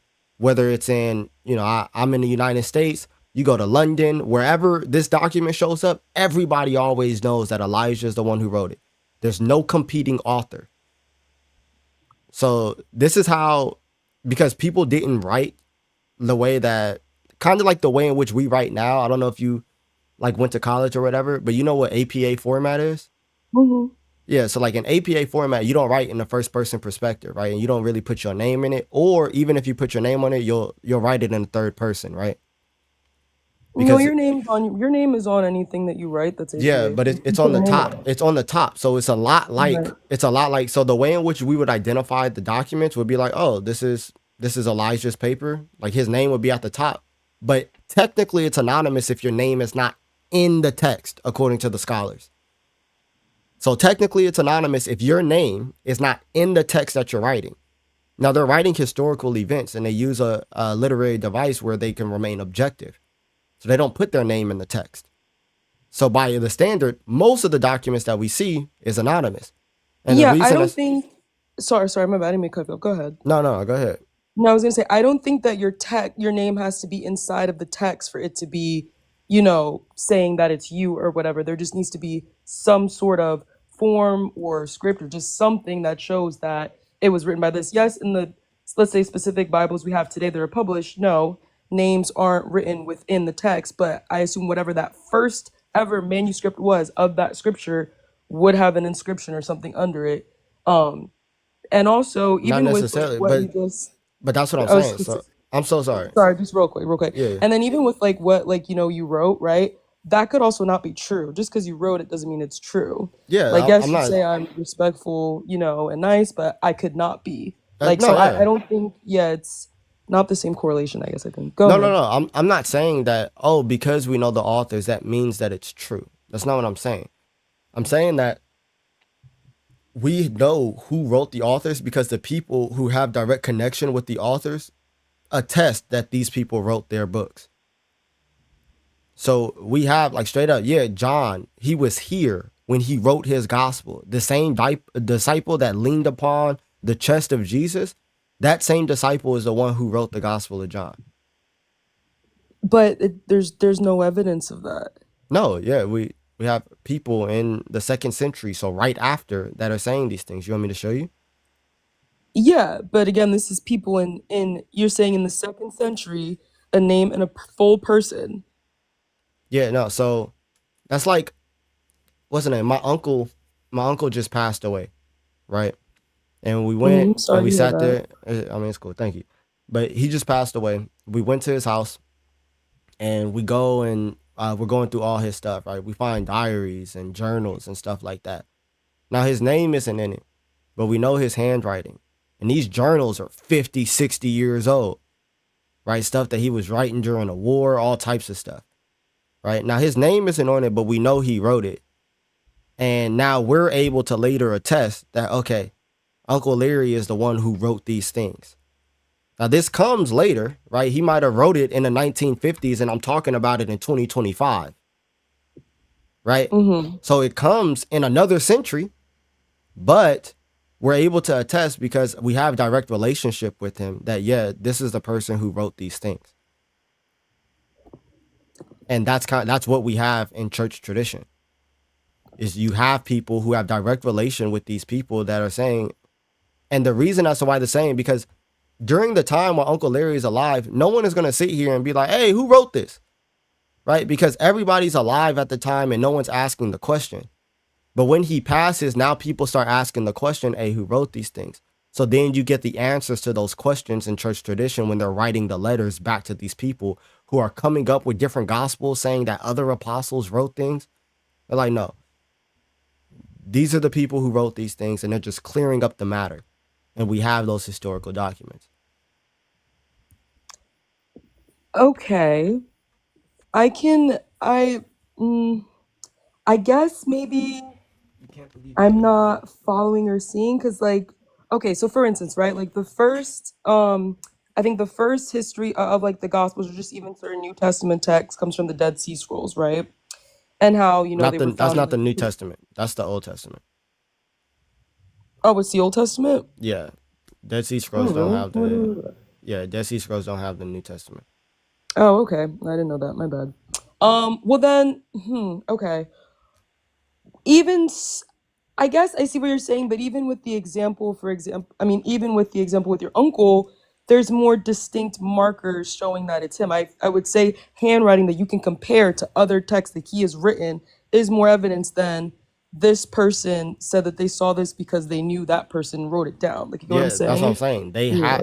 They have that. So in regards to church tradition, you have people who are direct disciples of these disciples who actually wrote these things. So they're like, yeah, like my disciple, or like the person who I'm following, my teacher, he wrote these Mhm. things. Yes, but I feel like this was all very much past the time that Christ died. I guess it's kind of my thing. Because yes, No, there's that part where we have like you get specific, and I guess attestation. that's where my yeah Yeah, no, you get yeah mhm. attestation. You get attestation of like Matthew's gospel, for example, in the first century.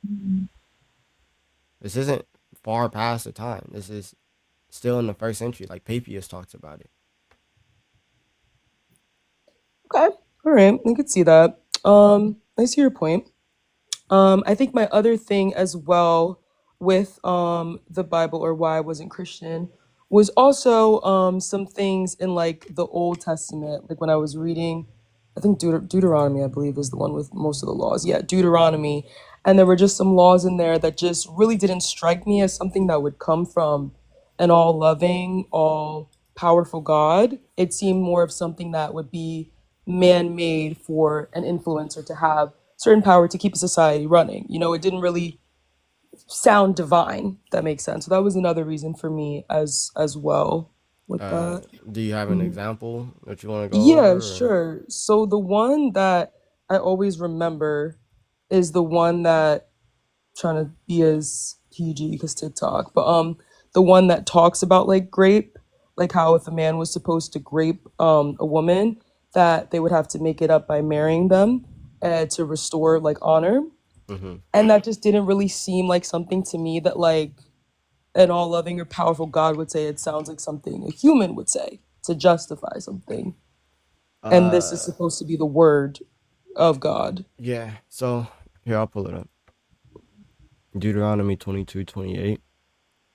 Um, here we'll go a little bit before. Okay. If there is a betrothed virgin, and a man meets her in a city and lies with her, then you shall bring both of them to the gate of that city. You shall stone them to death with stones, the young woman because she did not cry out for help though she was in the city, and the man because he violated his neighbor's wife. You shall purge the evil from your midst. But if in the open country a man meets a young woman who is betrothed, and that man seizes her and lies with her, then only the man who lay with her shall die. But you shall do nothing to the young woman. She has committed no offense punishable by death. For this case is like that of a man attacking and unaliving his neighbor, because he met her in the open country, and though the betrothed young woman cried for help, there was no one to rescue her. So that's what's talking about grape. I'm not talking about that one. I'm Yeah, not I know. saying You're that talking one. about this next Yeah. one. So this one talks hmm about grape. This one is going to, here, I'll show you. If a man meets a virgin who is not betrothed and seizes her and lies with her, and they are found, then the man who lay with her shall give to the father of the young woman 50 shekels of silver, and shall be his wife, because he has violated her. He may not divorce her all his days. This is Yeah. this is talking about seduction, and I can show you. That is an interpretation. No, And that's my whole so point. No, you are completely interpreting that because someone else would see can seizes her as taking. I show you? Yeah. Okay. So do you know what Deuteronomy means? No. So Deuteronomy means second law, or the reiteration of the law. Okay. Okay, so you can go to the first iteration of this law in Exodus chapter 22, verse 16. Is why I could just click right here. It's going to bring about the same law. And the word that's being used is seduces. Now, the word for grape is not used there in the Hebrew in Deuteronomy 22 Mm-hmm. or in Deuteronomy 28 or whatever chapter that was. The word for grape is not being used there. So what it means is like to seize or to captivate. Like if I were to captivate your attention or caught your attention. Now that sounds like very violent language if you don't understand the language that's being used. But what this man does is he seduces a virgin who's not betrothed and lies with her. Now, the reason as to why this is a problem is because the way in which women were taken care of was by the man in this culture. And if a woman has sex outside of marriage, they're likely not going to be betrothed or married to anybody, which means that nobody's going to take care of them. So this man tries to go outside the bounds of marriage, seduces a woman, they lie together, they're found out, and now this man can't just move on and go and try to do that to the next virgin. No, you need to marry this one so that she is making sure that she is taken care of. You can't just go and just sleep with a whole bunch of virgins and then just move on with your life. No. I can see that, but I think again, it's like this is very much cherry picking and twisting. Like you're saying, oh no, this word doesn't count because in Exodus it actually says seduces. So you No, you see could, they yeah, we change it, so can, that's not what that really means. no, you And it's could look up like, the word in Hebrew, yeah, right? Like to lay hold of, to seize, to handle, use, perform a task. Um, what's the name? possession by And force is kind of in there. It looks like I think I saw that when you scrolled. yeah, I mean, a lot. It's used to hunt, conception, pregnancy, prevail over. Right. So how Yes, can you then say that that's not what that means when there's multiple versions? And that's something that should not be up for a debate or interpretation. And I you think see that's kind how of my point. you see how it means to manipulate. Mm-hmm. Yeah. So That's this, also very bad. yeah, yeah. But this man, it's like it's not seduction. Like, you ever been seduced? But you're not okay. I think it's the whole point I'm trying to make is even if you're saying that that's not what the word means, it could be manipulation, it could be seize, it could be seduce. Yeah. There is so many things that it could be. So for you to say that it's not, I would force have or to, not yeah, I would have to manipulation, have some reason right? as to why I say that.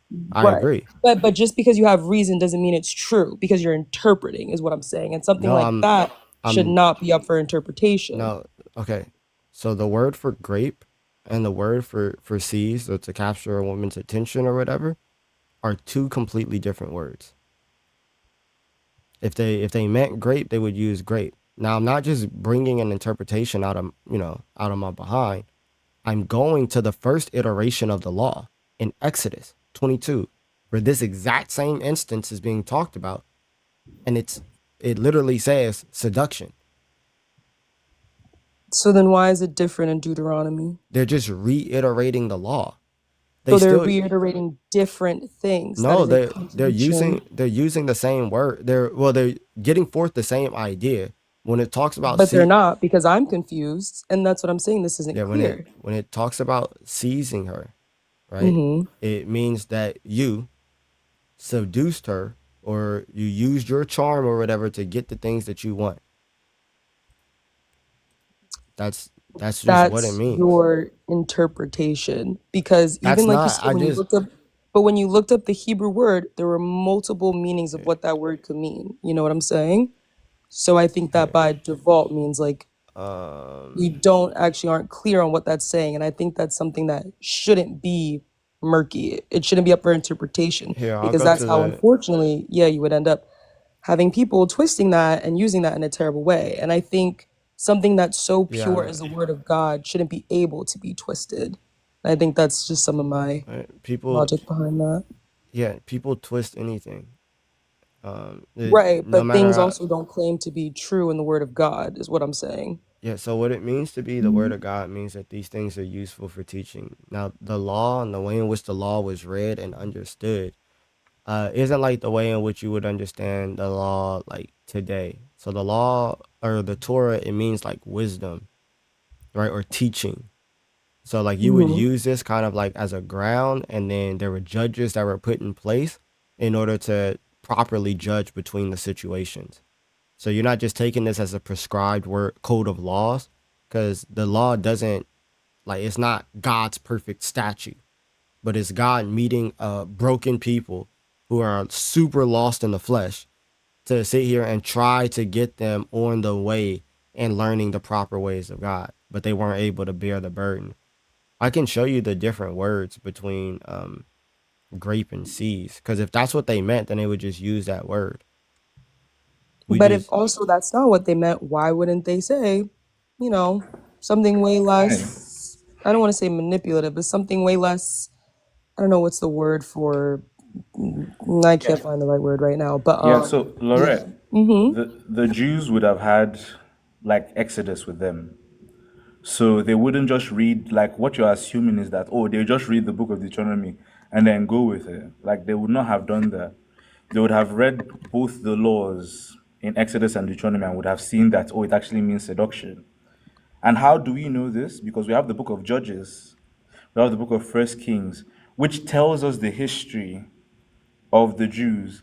And they tell us that whenever a woman was raped, that God saw that as a bad thing. And the Israelites saw it as a bad thing. We have Judges chapter 21. Yeah. We have First Kings when David's daughter is raped. And in both instances, it's seen as a bad thing that is done in Israel. So that means when they saw the law in Deuteronomy, they did not think, oh, rape is okay. They saw it as wrong still. So that's how we know. Yeah, no, that's fair. I think it's saying, I don't think it's saying that it's right or okay to do explicitly.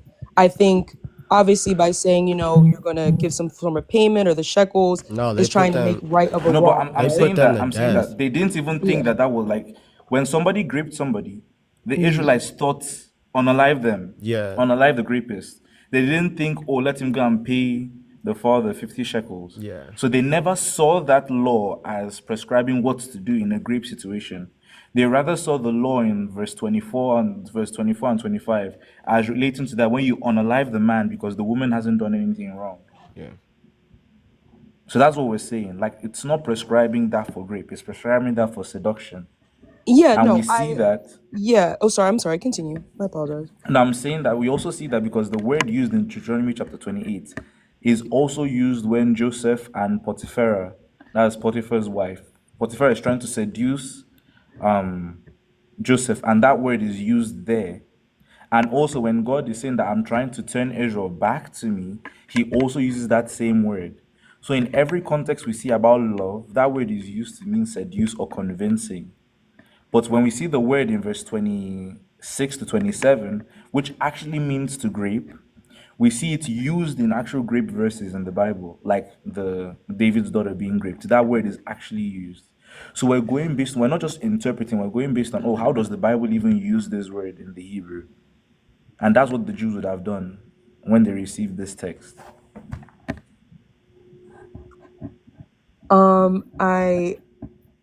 I think, or not even want to say I think, but it still sounds like a lot of interpretation. Like you were interpreting that. And I think I'm not arguing what your interpretation is. I think that very well could be true. But what I'm saying is that something that claims to be true and everlasting and not changing has so much interpretation. And I think that is something inherently that makes me not Well, believe. everybody has to interpret everything. Like, if I Yeah. tell you that you're a good person, you have to interpret what good means and what a person means. So interpretation is not bad, whether it's the word of God or not. It's just the way our minds work. Our minds have to interpret whatever is coming in. Like our minds work like computers are meant to mimic our minds. It takes input in, it processes it, that's interpretation, and then it outputs it out. That's all interpretation is. So there's nothing wrong with interpreting the word of God. The only thing is that if you're saying it's too much of a jump or too much of a leap, which you can't say that it is, because that we're just going based on the Hebrew. It's not like Elijah is bringing his pastor, or I'm bringing my pastor, or I'm bringing a random person on the street that gave us this explanation. We're going based on what the text says. Yeah, we're just taking everything into context to make sure we get a Right. true interpretation. We don't want to just cherry pick a verse and then like not look for the actual context as to how this is supposed to be understood. Mm-hmm. No, I could see that. I definitely see like your point in that. I think I just with that Yeah, topic, I guess become to a put it Christian to today. rest is I'm so that sorry. probably not. But just with that, just to like I guess put an end to that is that you're right, you did show me those words. It means many things, but you said you have to look at context.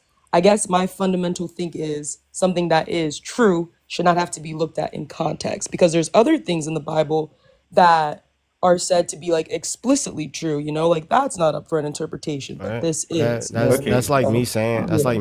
that uh that father kisses his daughter. But that's That's not a claiming to be the word of God. I feel like it you're putting doesn't this on the no same it earthly doesn't levels, and it shouldn't be. no it doesn't matter. So like if I say that a father kisses his daughter, that could be taken so many different ways, and you're gonna look in context like, oh, he lovingly kisses his daughter like on the forehead, on the cheek, or whatever, or whatever's proper for a father and daughter relationship, right? That's very important. Although it's a simple statement, you would still look at the context of the thing that's being said in order to make sure that you're interpreting and taking from that statement what's supposed to be taken from it and not anything else.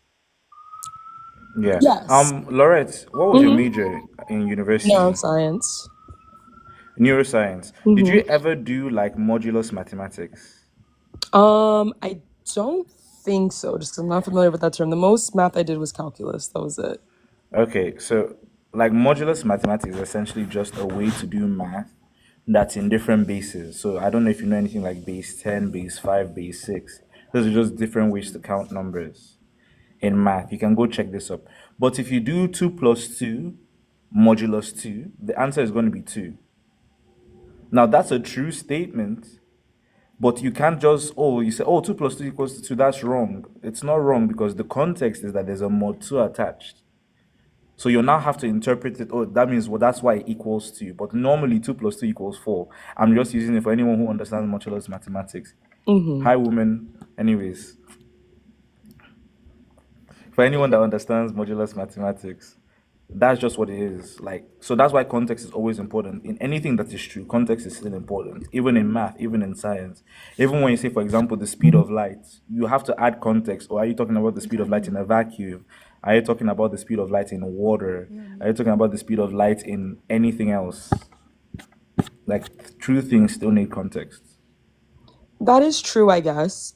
I guess what I would say to that is that those questions, Say the though, prayer. Sorry. to that prompt, or That was to tough, speed of Monty. light, yeah, to speed of light or whatever, is a question still, right?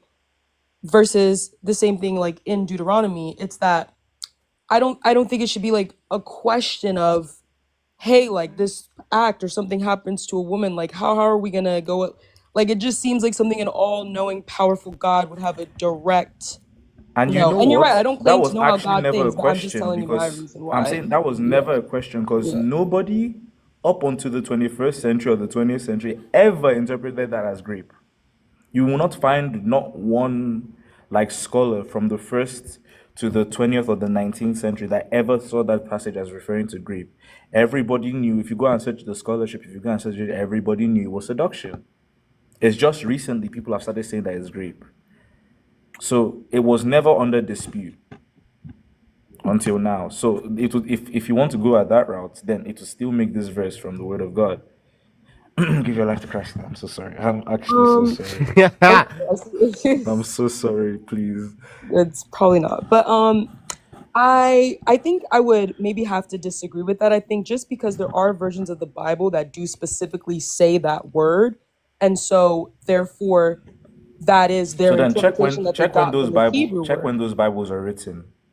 Right. Even if they were, yeah, this is from the New International Version, right? Which is When was the that New written? International Version. Let me see. Let me check. Probably was new, but let me just see. New International Version. I think it's the 20th century too, so it will still Mhm. like make my point stand. That up until the 20th century, nobody thought this. That's why the KJV doesn't translate it this way. William Tyndale's Bible doesn't translate it this way. The Geneva Bible doesn't translate it this way. No commentary from any priest or deacon or monk ever takes it this way. It's new. True. That is true. It's new now, but I think back then it was taken that way because I feel He like it just had gave to How do be you you know that? written in there. he just Because gave you the we have history and historical things of how, you know, women were treated specifically regarding, you know, religion or more things in Israel or Hebrew. No, but So Wait, we if you have want to, evidence hold of on, that. wait. He And no, but I'm just like the saying, hold on, culture. wait 1 second. Hmm. He just gave you the examples in the book of Judges and Kings, which are historical books that talk about instances in which the women in Israel were raped and the response to the people of Israel. It didn't match, oh, let's just have this person pay 50 shekels of silver for this obscene act that this person did. Rather, the way in which they respond every time we see an instance of rape is that they go to unalive said person. So But what's your evidence that the way in which they understood this verse was the mhm. way in which they responded to grape? Because we have evidence that the way they looked at grape was, okay, this person is deserving death. Not the woman, for she didn't do anything wrong, as the law before it states, but the man.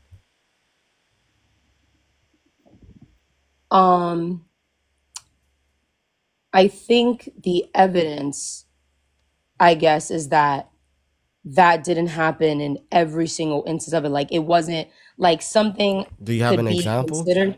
Yeah. So trying to think. May not have an exact example, but let's say no, I guess you could say that's interpretation, so let me not put that up. I was gonna bring up King David, concubines and things like that, but that's not like a fact, so can't really say that. But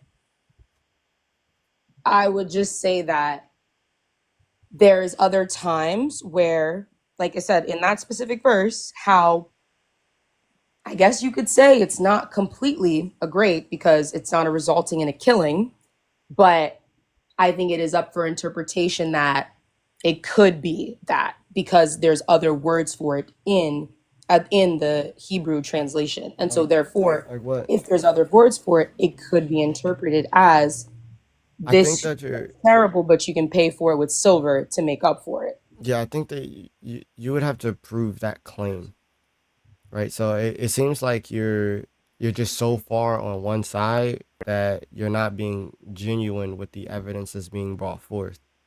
No, I think I'm being genuine. I'm hearing what you're saying, No, 100%. I get that, but Yeah. you're saying that, okay, you don't think that this is how it was every time. And we're saying, like, hey, do you have any evidence for that claim? And you're not really providing any evidence, but you're still holding, I like that claim is true. Oh, I'm saying the evidence for that claim is the fact that you have that verse in the Bible Which and it is verse? slightly different. The verse about giving 50 shekels for if someone But we just, seizes or seduces or manipulates. I'm saying that whole verse I, is something I, that if that I is in hope there, you that so means wait, can. that was something that was happening. what's the problem with Mhm. giving 50 shekels of silver if a man seduces a woman? I think the problem is that it doesn't necessarily mean seduce. It could mean coerce by force. It could mean manipulate because it says that those are the different translations for that word. Laurette, I hope you can appreciate where, if we were to get frustrated, this is where we'd get frustrated. Because by the hope, I think for the past 30 minutes that you've been on the stage, we've been talking about similar passages, and we've gotten here for like 10 minutes or 15, I don't know how long. And we've brought you evidence as the case as to why it doesn't mean this. Now, maybe you might have to go back and read more on it, but you've not been able to provide a counter claim. So it's like, why are you holding on to it? Well, I Because if a provided my Christian were to, if counterclaim, a, but you said it was too new, so it doesn't count. no, but I'm saying you didn't provide like a counterclaim that this is what the verse means. Well, I If we're did going when I by gave the if we're new, going by like this the is what the verse means, let's go by the earlier Yeah, and societies that received the text. Mhm. Lorette, the New International Version is not a direct word for word translation of the Hebrew. So if you're gonna do an actual like study in regards to like word study, it would be better if you use translations like the ESV or the NASB. So like the NIV wouldn't Yeah. be any type of translation to the English that we were like, oh yeah, this is exactly what it says in the Hebrew or the Greek. Yeah. The NIV is what we call a thought for thought translations. The scholars are telling you what they think the passage says. Yeah, but we could So, actually go to but the Hebrew. but I'm saying that, like, I hope you can appreciate, because like it's like a Christian. If you bring a Christian evidence that their God cannot exist, or you show them that, oh, it's not good to believe in Christianity, and they still hold to that belief, you would leave that conversation thinking that that person is irrational and doesn't want the truth, because you presented evidence and they've not been able to counter your claim. Now we've presented evidence and you've not been able to counter our claim in, like, at least in any substantial way. And I'm not saying it's anything on you per se, but maybe you need to read more on the topic. For example, you've not been a Christian for a while, I assume. So that is where we would be like, oh, you're probably not trying to come at this in the best way possible. Because if you saw it, you could have easily just said, okay, let me do my research on it and I'll come back. And then you just be agnostic on the claim until you do your research and come back and ask more questions. But for the very fact that you're still holding your position, it indicates to me at least that you just want to hold on to this. And I would just advise you not to, because if the evidence goes the other way, just move where the evidence leads. Okay. Sorry if I was being mean, by the way.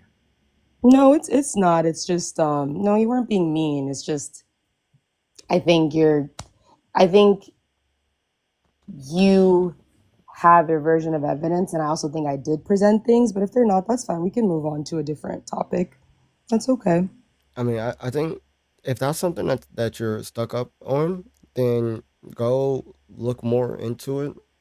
Um, I think that you should take everything that we said into account, the instances in which people are graped in the Bible and the response, the fact that Deuteronomy means second law, and you could go to the first instance in which this law is talked about, and it uses the word seduce.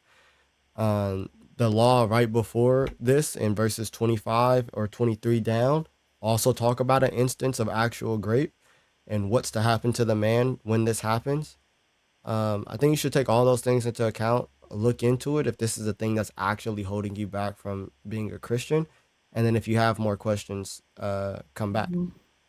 Okay. There's other things as well. That was just the one point I was just bringing up as my thing, but I can see how that could be disproven by you guys. Yeah, no, I mean, I appreciate it. If you have other things that are reasons as to why you're not a Christian, then I mean, we would love to hear them, because at the end of the day, we do want you to be Christian. So Yeah, so then Yeah. the other one I would suggest as well is when I was in school and also learning about the brain and everything, and evolutionary neuroscience, we kind of learned about how the brain came up and that there's pretty hard evidence for it, but the Bible doesn't necessarily correlate with it or talk about certain things with uh, that. So we that was don't think, something that, yeah, we don't think that the Bible is a science book. So the no, it's Bible not a doesn't, science book, yeah, the but Bible doesn't have to talk about everything in regards to science in order to be true about the things that it claims. So the yeah, Bible either talking about certain things or not talking about certain things doesn't make the Bible like true or false. We're not like we don't believe in like the Quran, where we think that the Bible needs to have scientific miracles in order to be true. okay. Can't really say anything to counter that if it's not okay. And if you read the Bible was like, the Bible never makes a claim that it was written for the purpose of like scientific proving or like correlating with science one to one. The Bible was written so that people's, like, so that you know who God is, essentially. Like, just who is God? Who is the first person he related with? Hmm. How has he been relating to us down the line? And how does that affect us today? That's why Jesus came, died for our sins. That's how it affects us today. But like, it's never like for example, at the end of John chapter 21, he says, I have written this thing so that you may know the Son of God. Never said I wrote this thing so that you may have like scientific evidence as to Jesus' existence. It's just, oh yeah, you know that Jesus and what he did. Cool. Yeah. Okay, so can I also ask then, so do you believe that everything in the Bible is true?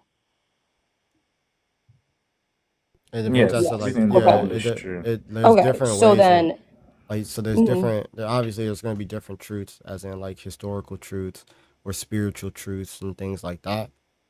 But yeah, we would say that everything is true, especially like spiritually or theologically. I could see how it's true spiritually and theologically, that makes sense, but I think for something to be true, it needs to be true in all aspects. Like, for example, the reason why I brought up with the science thing is that, in the book of Genesis, God created the world in 7 days, two of each animal, things like that.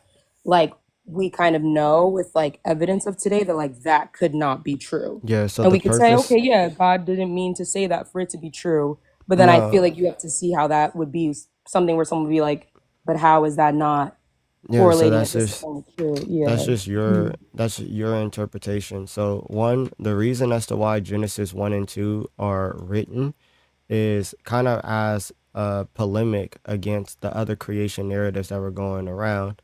So when Moses is writing Genesis 1 and 2, he's just showing you who your creator is, that you are made in his image, and that he's the one that orders the chaos of the world. He brings chaos into order. Now, the word for days in the Hebrew is the word olam, which is an unspecified period of time. So it is not necessary for you to take the interpretation that it means 7 literal days. It's just 7 periods or 7 seasons of an unspecified period of time.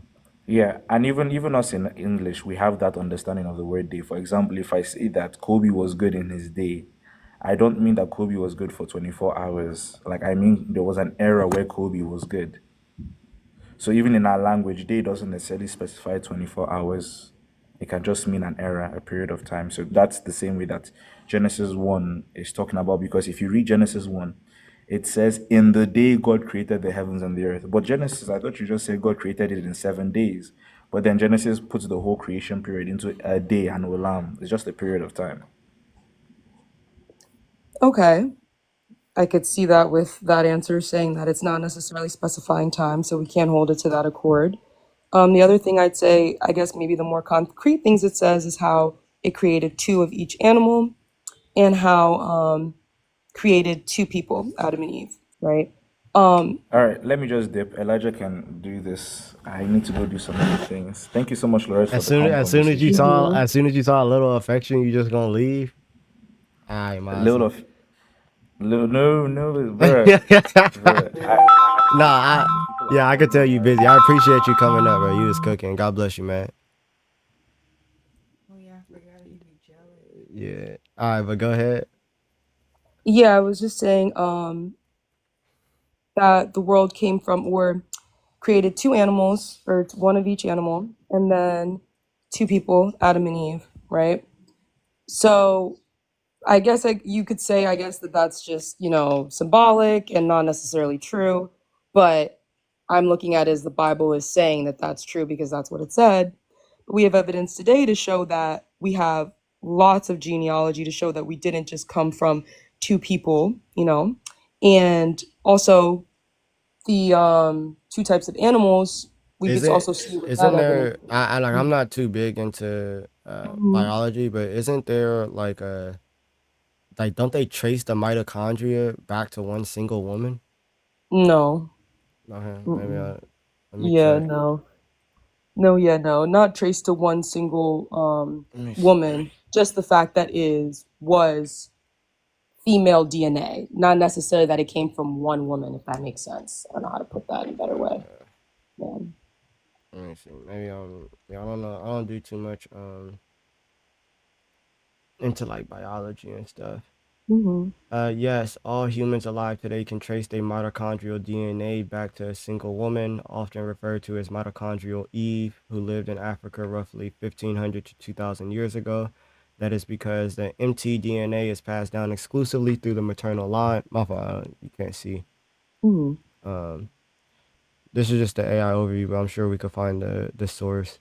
While all humans share this single mtDNA lineage, it does not mean that she was the only woman alive at the time or the only one who contributed to the gene pool of modern humans. It simply means that all other maternal lineages have died out or are not connected with living humans today. So all humans, Yes. so all Yes. humans do trace back to a single woman. Yes, but exactly like it said, it doesn't necessarily mean that that was the only woman that was alive. Yeah, just all There were humans other are women. connected to this specific woman. Right. But Okay. it doesn't mean that all humans or all things just had one woman exist. There were other types of female DNA. Yeah, And so, but yeah. that it doesn't not mean No, but that. it does. It literally said it does. No, it It says says that that it's that's not. who we came from, but not that that is all that was. And I'm Well, saying the Bible is saying that's what's that's all that being. was. Yeah, no, the Bible is talking about here. I'll show you that too.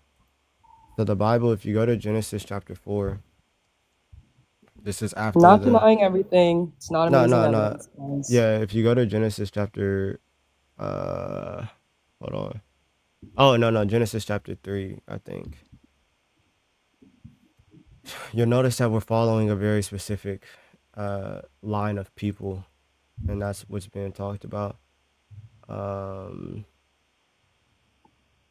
let me see. My fault, my fault. Genesis 2.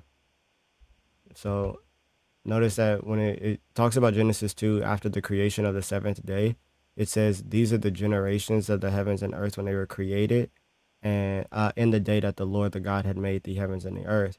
So the generations that they're going to be talking about is going to be Adam and Eve, and that specifically was talked about in Genesis chapter 2. So then we're going to be following the line of Adam and Eve. So then when you go to, I think it's Genesis 4 or Genesis 5, we continue on with that specific lineage of Adam and Eve. So even following the line of Adam and Eve, it might be Genesis 5. Okay, yeah. So this is the book of the generations of Adam, right? When God created man, he made him in his likeness, in the likeness of God. So we're following a very specific lineage, specifically the lineage of Adam. And that's what the Bible puts forth.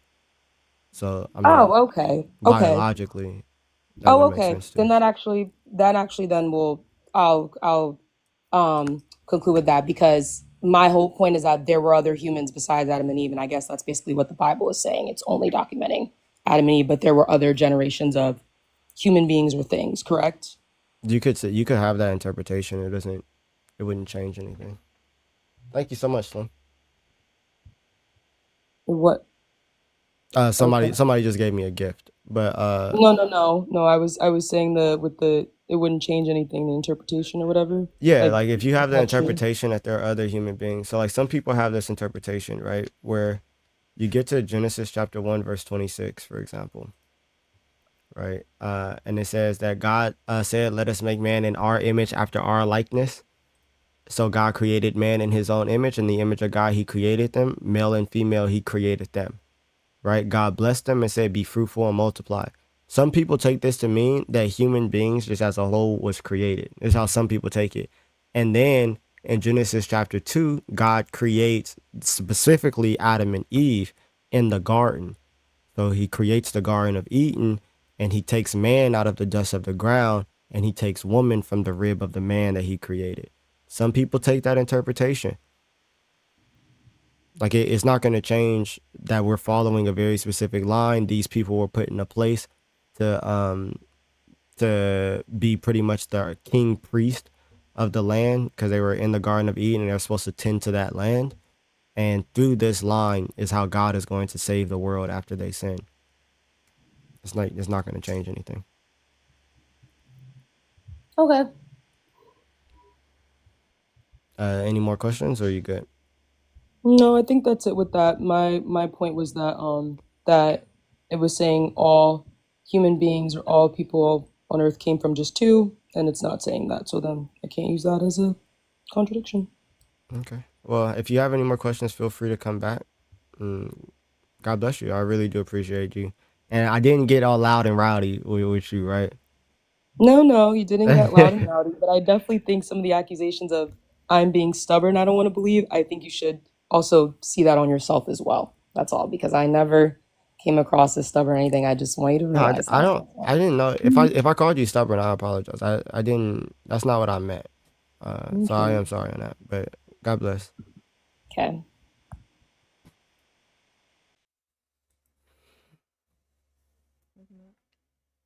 Yes.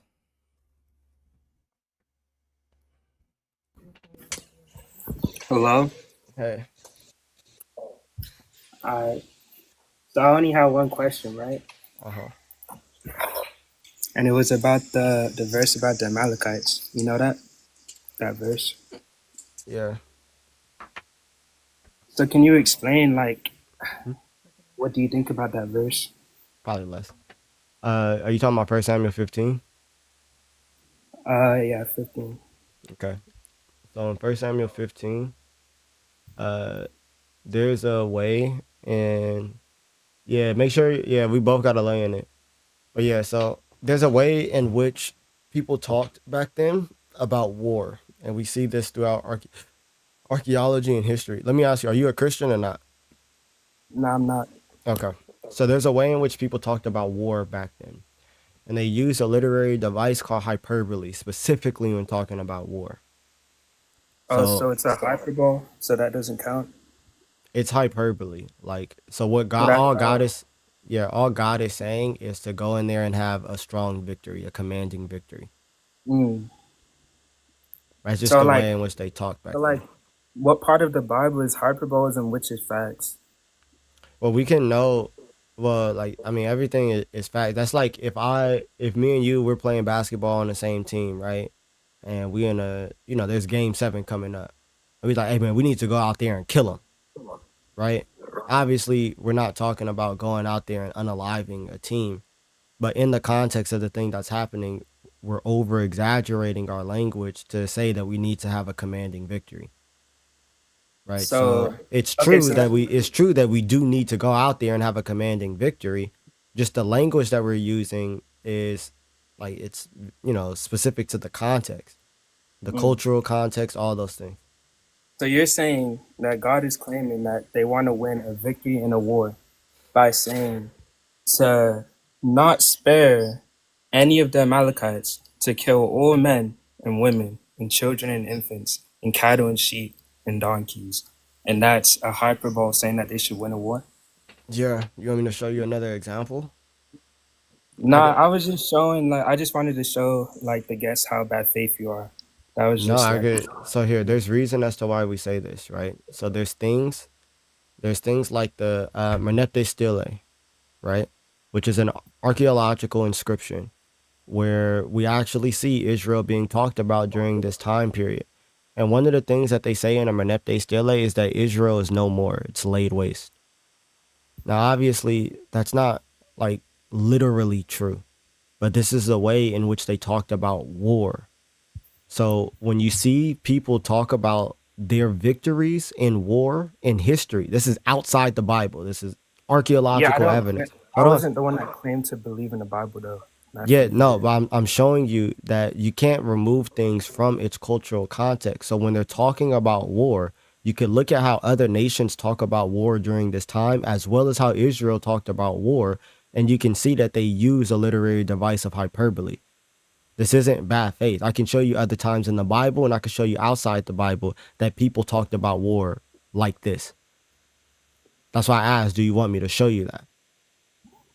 I mean, I still don't prescribe to that idea because, again, there's so many. There's you say like every single verse that you say it's either a bad interpretation or it's like other people use it that way, so it can't be another way. If that makes sense. Yeah, Like so you're look. saying that So because the here. Egyptians. Yeah, so one, if you read First Samuel, if you continue reading, you'll see that the Amalekites are still alive. Two, when you see the thing that Saul gets in trouble for, it's not that there's babies that's out there alive, but he didn't actually have a commanding victory over them because he left the king alive. So that's the thing that's actually the problem, is that the Amalekites as a people are still going to stand because he left their leader alive. He's not sitting there talking about, hey man, there's a baby that's in there that you still didn't go and unalive. That's not the problem. So, and you can see other examples of this, like in Deuteronomy chapter 7, when God says that when he brings you to take possession of the land and clear away many nations before you, the Hittites, the Girgashites, the Amorites, the Canaanites, the Perizzites, the Hivites, and the Jebusites, 7 nations more numerous and mightier than you. And when the Lord your God gives them over to you and you defeat them, then you must devote them to complete destruction. You shall not make no covenant with them. You shall show no mercy to them. Then what does he say? You shall not intermarry with them.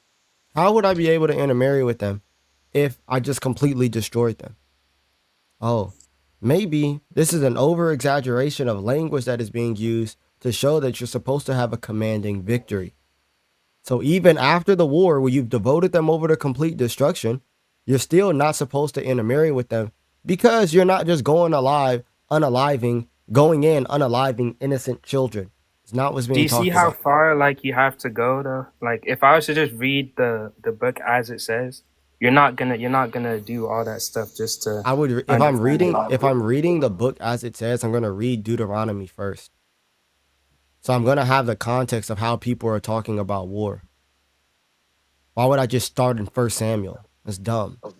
Because God literally says, "Now go, attack the Amalekites, and totally destroy all that belongs to them." And then you're gonna tell me that because back in the day where Egyptians This is had, Deuteronomy chapter 7, verse 1 through yeah, 3. no, I'm talking about your old argument where you said that because during their times there's other texts that use hyperboles in that way, so it makes it okay for the Bible to do that. I'm saying that That's the what Bible uses I hyperbole, wasn't referencing. and outside the Bible, other nations at the same time around Israel also use hyperbole. So it's not an ad hoc explanation because we have historical evidence that this is the case. Again, I'm still like you Why would still I, didn't. here, tell me, why would I need to take your interpretation of the text? It's not my interpretation. I'm literally reading what it says. That yeah, and I'm not interpreting you're saying that anything. God is literally asking them to go in and unalive children. I'm saying it's not, and I'm giving you the reason as to why it's not. Now, what is the Because you're reason as to saying why? that it's a hyperbole. On what That's your ground? whole On argument. what grounds am I saying that it's a hyperbole? Whatever hyperbole. Yeah, on Okay. what grounds am I saying it? Because you're saying that during that time, the people during that time they would use words like that to reference winning a war. In short, And did I show you it in scripture and outside of scripture?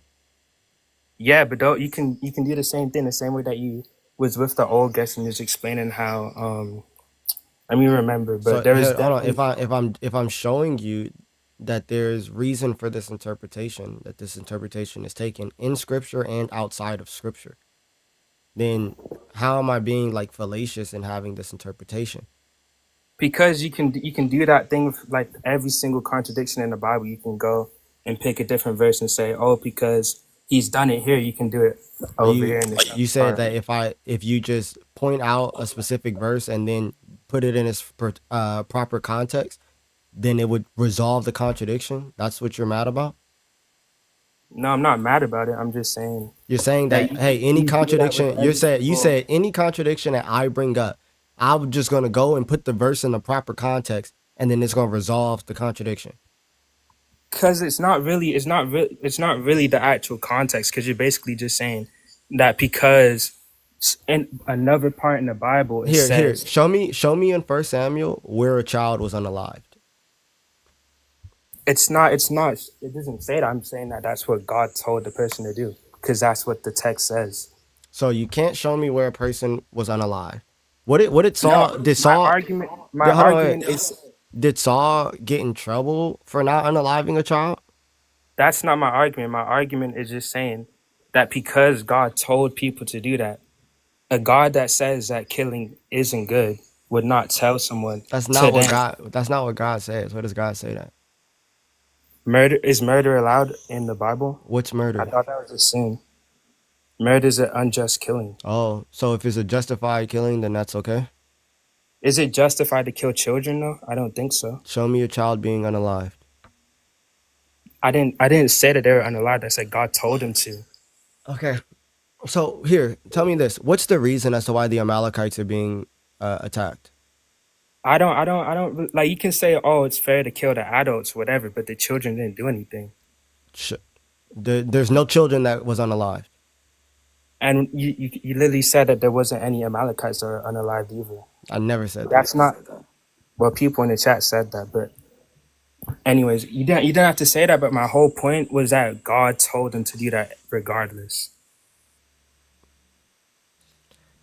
Look, bro, you could either back up your claim that your interpretation is the thing Back up that's my going to claim. stand.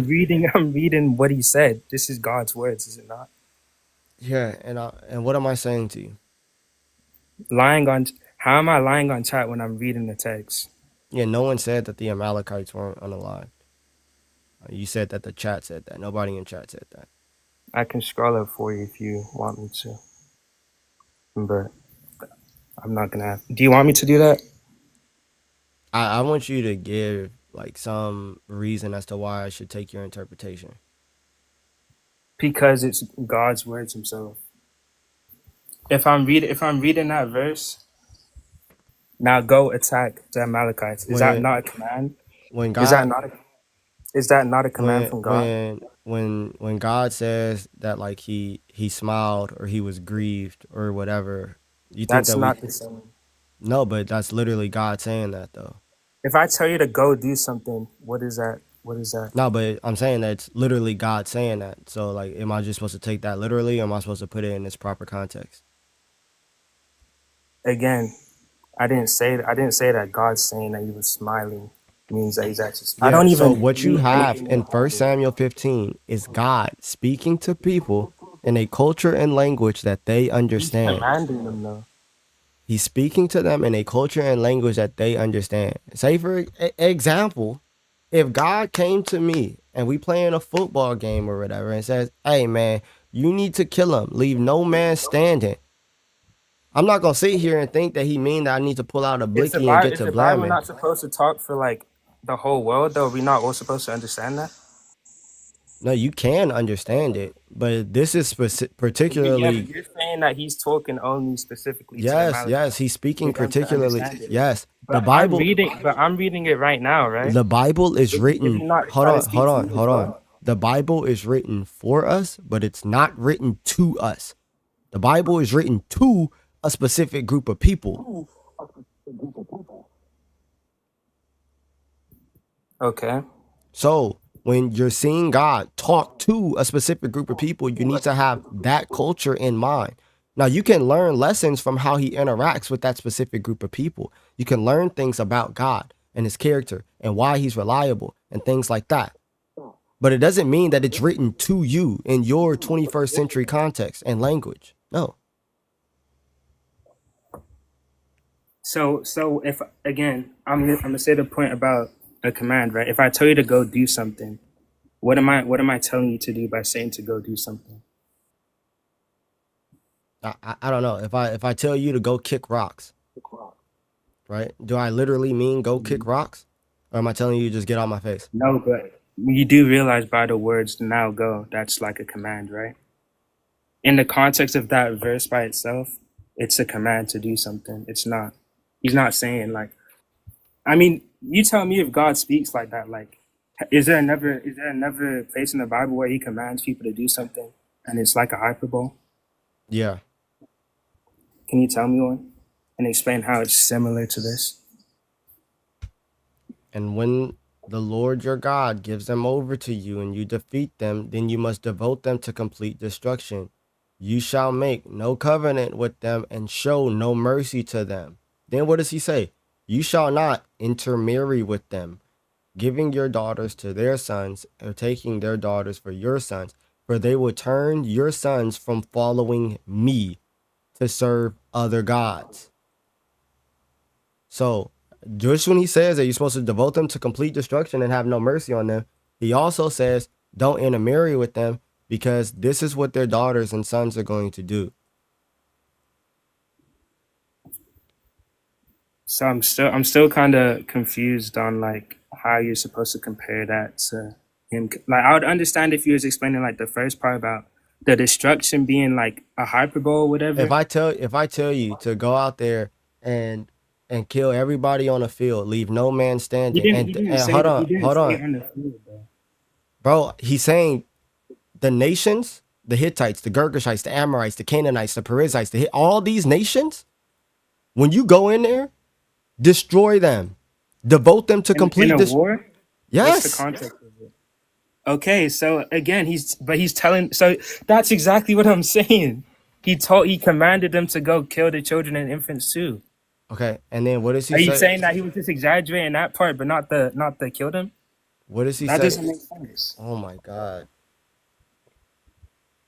Like you're picking what parts he's exaggerating, what parts he's No, not. no. When you just go in and you devote them to complete destruction, when you go in and you take over that nation, it doesn't mean that absolutely everybody in that nation is going to be unalive.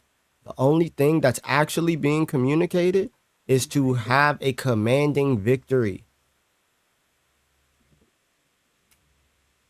That's By it. God's definition, that is by killing the children, infants, and women, the cattle and sheep, and donkeys, and put death to the men. Everybody asking me to move on because they saying that you slow. I ain't say it, they said it.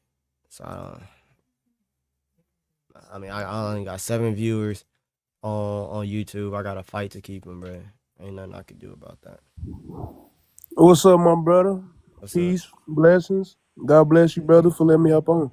Appreciate you, bro. You out? Love you too. Nah, yeah, bro. I ain't here to you know what I'm saying, bash any religion or nothing like that, bro. I just wanna it's a simple really question for the chat. It's like how you expect somebody to you know, take Christianity serious when you always bashing somebody or, you know, using negative language and stuff like this. Like, of course, in the chat right now, he's saying Hey, he's bro. not very smart and clearly and shit like that. Like, that's not Christ-like, bro. So, like, Are how do they you a expect somebody Christian? to? I'm a former Christian. So you're not Christian no more? No, I'm not Christian no more. I just couldn't get down with the. What you believe in now? I'm a believer. I'm just not a Christian. I don't like conforming to religion because I feel like that But puts you me in the believe, box. yeah, but you believe that like Jesus is God and stuff. Oh no, most definitely, bro. Okay, for sure. I'm I kind of mean, like agnostic type shit. so wait, do you believe that Jesus is God or you don't Yes, I believe do that? believe. I do believe Jesus is God. You just don't like that An term extension of. Christian. I just don't like term Christian, bro, because For it's sure. too much hypocrisy. You know what I'm saying? Somebody. You feel Yeah. me? You see, like solar logic right now talking about. So why would I listen to you? It's like it's stuff like that, bro. Yeah, You so feel me? It's like, like it's insulting to the whole purpose of of Christianity. yeah, dude. If we trying to bring people together and stuff, like why is you being ignorant? Like why are you know what I'm Yeah, saying, that's what coming off I'm like saying. that? I don't like. That's why I don't call myself black. You call yourself black? No, I don't call myself black at all. That's not a term that you know what I'm saying Yeah. that I go by. What you go by?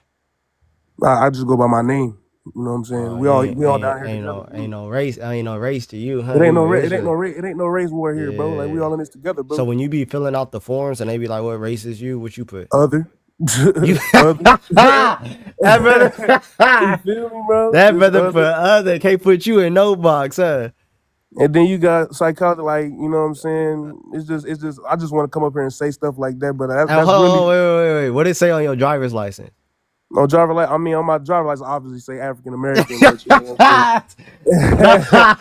Nah, Obviously, man. but you know, I don't know how to go about getting all that junk changed, but Yeah. you feel me? It's really just like, dang, bro, like y'all not a lot of these people not helping their own case, talking about I'm Christian, I'm this and that, and be the first ones, you know, sinning and you know talking bad about people and you know and stuff like that, bro. They're not helping the case, bro. I Nah, just for want to get sure. in.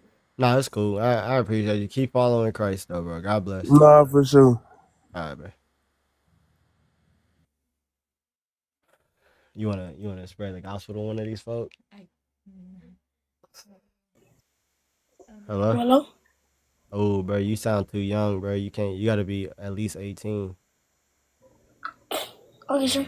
Yeah, he young. I have to get him up off of there. Stelios, Stelios Cantos,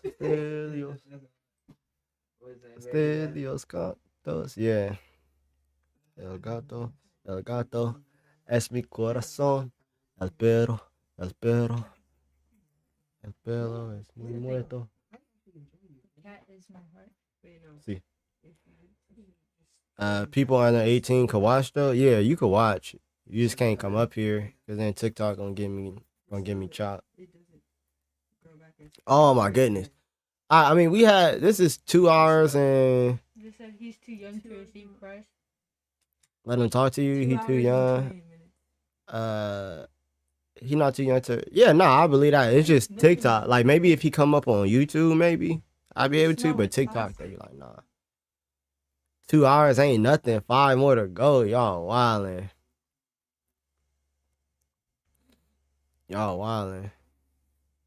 Bro, we had the 2 atheists that we talked to, bro. Like when you get an atheist that like they start want to rejecting that change exists or whatever, or just blatantly be disingenuous on purpose, I should move on from that conversation like way before. But I be wanting people to understand the argument for motion and hear the different arguments that you're gonna hear. Like how many times people are gonna try to put something on you, pause, that got nothing to do with the argument. So that's the reason as to why I let it go on. Dang, as soon as you put your face in, my viewers went up. Telling Shut you, up. man, you You're start streaming, lying. you make money. Hi, Jordan. I doubt he gonna reply. Hey, But... you talking real southern. Hi, Jordan. Yeah, hi, Jordan. But, you know, he's Hello, from, can you explain Sahih Muslim 2127? Yeah, bro. he's from the South. Yeah, well, let's see. What's Sahih Muslim? Thank you. 21. Nah, chop and preach. Yeah. Chop and preach. Man. 2127. No, we actually gotta handle business. Oh, people in Medina, where are your scholars? I heard Allah's messenger saying, forbidding this, saying that people of Bani Israel were ruined at the time when their women wore such hair. I don't know what you want me to say about that, gang. I ain't gonna hold you. I'm not Muslim. I don't believe in that. But you know, we got wedding planning stuff to do right now. We got wedding stuff to do. Yeah. But I mean, I think we had a pretty good conversation. We had the is that my better half? You ain't got no idea. Who said that? Gabriel. Oh. Yeah. Well, what's the name? I think we had a pretty good conversations today. With the two atheists. Hopefully you guys, I wish that like we could just get through the whole argument from Ocean. Like after you get and you show that there's a purely actual actualizer, then yeah, when you start hanging around good looking people, you start looking like them. So that's what happened to me. Like she came in, she was real good looking, so I just started hanging around good looking people, and then that's what happened to me. So that's why I look the way that that I do now. You feel me? Like Yeah. nah, but yeah, then you get into like his attributes showing that God exists and like the who does God exist and everything. Like who does God is and his attributes and everything like that. I would like for you guys to hear that argument and some of the pushbacks from that, but we got to get like a good, honest atheist where it's like, yeah, like, that's what matters. I appreciate that, King J. And you never really want to be hearing that though, as a man. Hey man, she a real good one. Like, shut up, bro. Don't get out my face with that, bro. I'm not trying to hear that right now. So when you gonna share the document? The document is on. If you go to the link in my bio. Oh. Here, I'll see if I can pull it up for you. I can't get in. There's nothing in there. She a good girl, bro. Yeah. Nah, don't talk about my girl like that, bro. That was a fire word. Those are fighting words? Yeah. So here, if you go to TikTok. Him. Ooh, that's me. Coco said he wanted to get a kiss from you. All right. Hey. Can you move, bro? Hold on, yeah. All right, love you, bro. Anybody that got a problem with that, they say greet your brothers with a holy kiss, bro. So yeah, if you come to my page and you click on this little link tree right here, it's right here. That argument for motion. And then it's going. Right? That is Marcus Garvey. Why is he your profile pic? I just wanted to choose a profile picture, and then I have definitions and examples for all of that, premise by premise, a concise version, and then the arguments for all the attributes. So yeah. Yo, you don't. The thing is that Allah don't fit this. Allah don't fit under the description of this God here. So like logically, Allah ain't the God that I didn't draw my face completely. That actually exists. Y'all got another argument? Yeah, like so. There's one that I want to make more simple. There's another one of Aquinas arguments called the Deante. Deante et Essentia. Pretty much it's like the essence and existence argument. So what the argument is that anything that comes into your mind when you think about a thing is at least conceptually its essence. So for example, when you think of a unicorn, the essence or what a unicorn is a horned horse, right? That's what a thing is. But there's nothing about its essence that implies existence pretty much. So you could think of something that doesn't exist and all the essential attributes of that thing, and existence doesn't come into his mind. So existence is like this distinction there's a distinction between essence and existence. And if existing is not what a thing is, then it means it receives its existence in some manner. This can't go on forever. So you can't have an infinite thing of things receiving existence, but you have to get to a thing where its existence is identical with what it is. So what it is that it is, pretty much. And that being is what you would call God, the necessarily existent being. Somebody had asked me to run the contingency argument. You just get into like different things. Like you run into somebody like Danny, for example, and Danny will reject the principle of sufficient reason, where like what that means, if the principle of sufficient reason is that everything has a reason as to why it comes into existence, pretty much, or why a thing is the way it is. There's a reason behind it that can be explained. Right, so there's a sufficient explanation for the reason as to why something is the way it is. Somebody like Danny and other atheists will reject that. And in regards to contingency, you're going to be asking the question, what is the reason, or what's the explanation for all the contingent things? If you get somebody that rejects that, then you can kind of shoot a hole through that. So that's kind of why I don't run it as often, but it is an easier argument. They'll just say, well, for an atheist to reject something, they don't really have to have a basis for rejecting it. But what Danny would say, one, there's strong PSR and weak PSR. So a strong PSR would be like everything that comes into existence has a reason or a sufficient explanation for the reason as to why it came to be. And then you have like a weak PSR, which is like, all right, there's some things that probably aren't explained. But obviously, I can't remember the scholar. I think it's Kant, but I can't remember. You have like brute facts, right? And they'll accept like brute facts. So a brute fact doesn't have a sufficient explanation as to why it is the way that it is. It just is.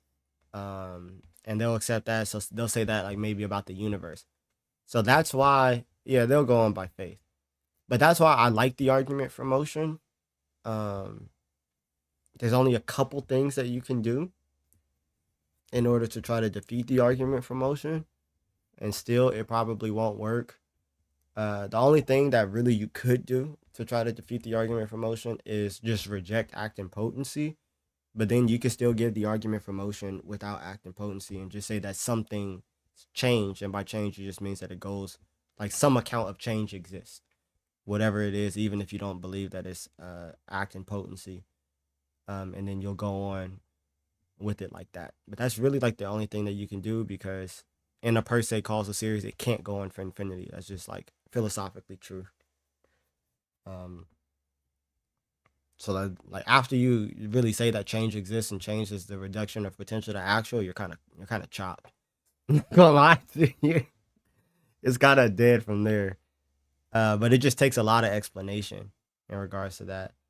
I like Jordan's argument in regards to like the one that he ran yesterday or the day before when he was talking to that Platonist.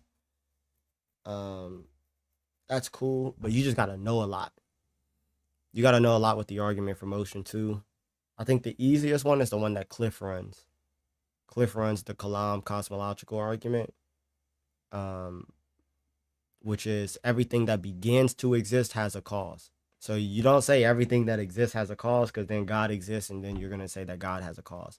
But everything that begins to exist has a cause, and then you're going to say that the universe began to exist, therefore the universe has a cause. Now you could have science on your side with this, right? And be like, oh, they say that the universe began however many years ago, however old the universe is, 14 billion years ago or whatever, right? Therefore the universe had a beginning. So then the universe had a cause. But you're going to get some people that's going to be like, no, the universe always existed.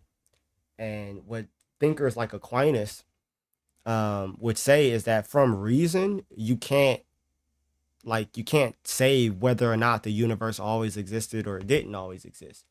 So when you're using Aquinas's arguments, that's why it doesn't matter if the universe always existed or not, because you can't from reason say whether or not the universe always existed. Elijah, can you run the argument for why a unipersonal God cannot exist logically? Yeah, you could run the I could run the argument. Yeah, I'm about to get off. I didn't think that people would stay here. When did you decide to get into theological debating? All right, so I got into it because Jordan, I guess I could call him a friend of mine now. He was like, you need to start going live, and Jordan don't ever believe in nobody. So yeah, so he was like, you need to start going live. He'll force me up on his live sometimes, and he was like, you need to go live. So that's what kind of like started it. And then the person who just commented, nobody, he like really, really, really helped. In all seriousness, he used to run this thing called boot camp, and it would like help me prepare for times like this. In all honesty, where he would play a opposition, whether it be a modalist or atheist or Muslim, and you have to defend your faith, but it's in a real safe space, because then you just get helped. And Jordan would come up and critique me on my views. I had awful views, like, God being, evil necessarily existing, all types of stuff, right? I had all types of views, and I was really able to work through those things because I had people around me that was willing to have those conversations with me and help me. So yeah, so that's kind of how it started. But here's the argument. Pretty much, if Allah exists, then he's the ground of all moral perfections, including fairness. Fairness, by definition, involves treating another rightly, or it's a subject to object relation. And by the principle of proportionate causality, the cause must in some way, the cause must contain in some way what is found in the effect. So,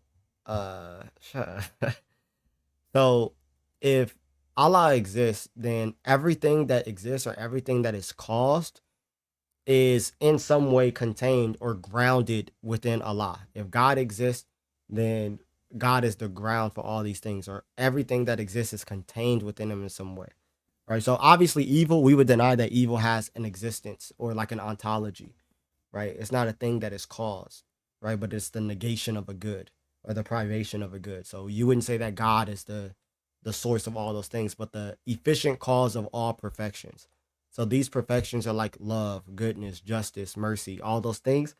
Allah is the perfect, efficient cause of all these things, right? And that would just go in accordance to the principle of proportionate causality.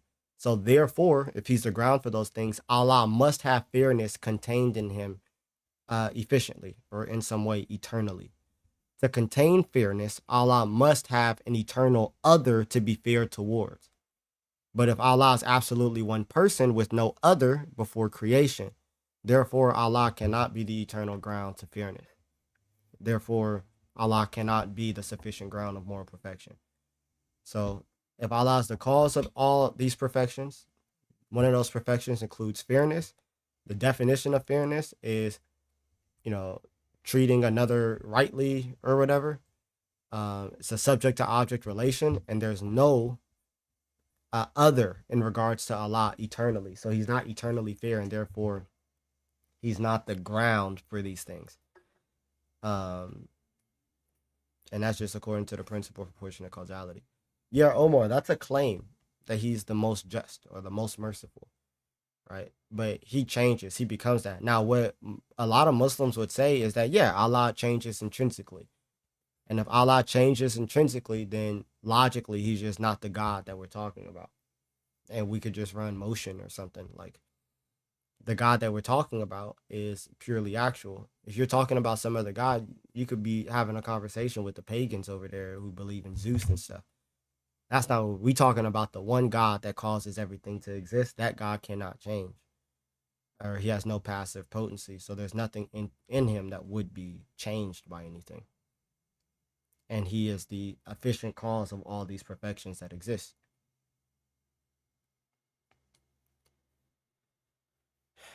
If God knows everything, does that mean he knows who's going to hell before creating them? I mean, yeah.